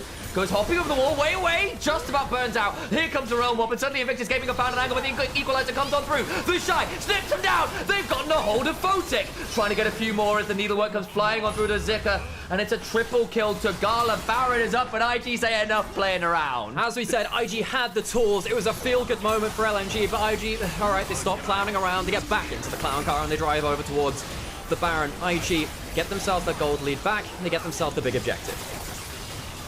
Zeka delaying the Zonia's purchase to go towards the Shadow Flame. He does have the Seeker's Arm Guard, but he doesn't use it. This Rumble is the most uninfluential 5-1 and 6 Rumble I've seen in a while.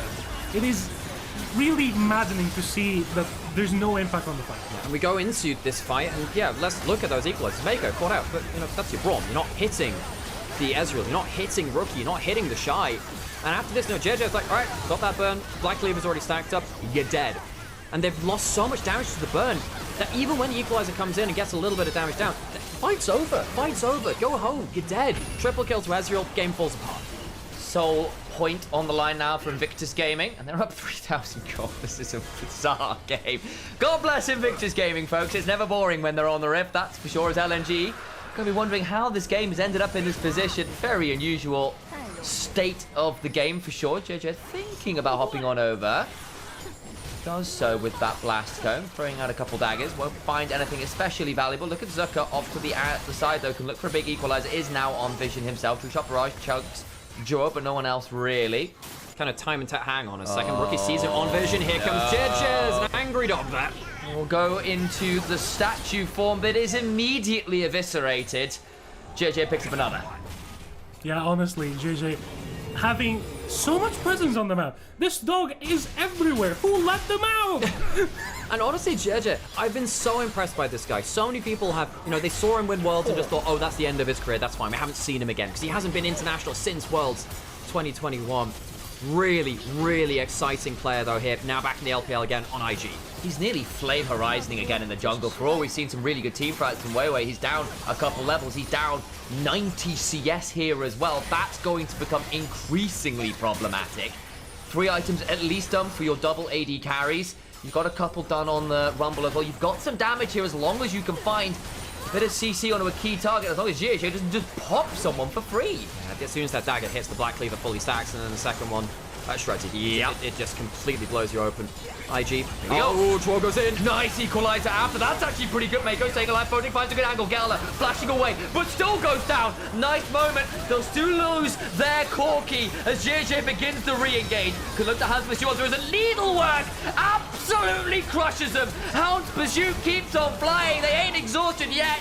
And off to the races they go. It's a dog after a bone. The graveyard of LNG. You can send the Shy to 1 and 5, but you can't stop him being a late game menace. Goes in towards the Nexus turrets, and IG look to close the game. Honestly, IG, the The patience on the re-engage is what changes the fight. The Shy holds the third charge of the Needle Ward until all of LNG are stacked. And as it stands, Invictus Gaming right the wrongs of Split Ron. They will be going 6-0, undefeated, and in, of course, Invictus Gaming style.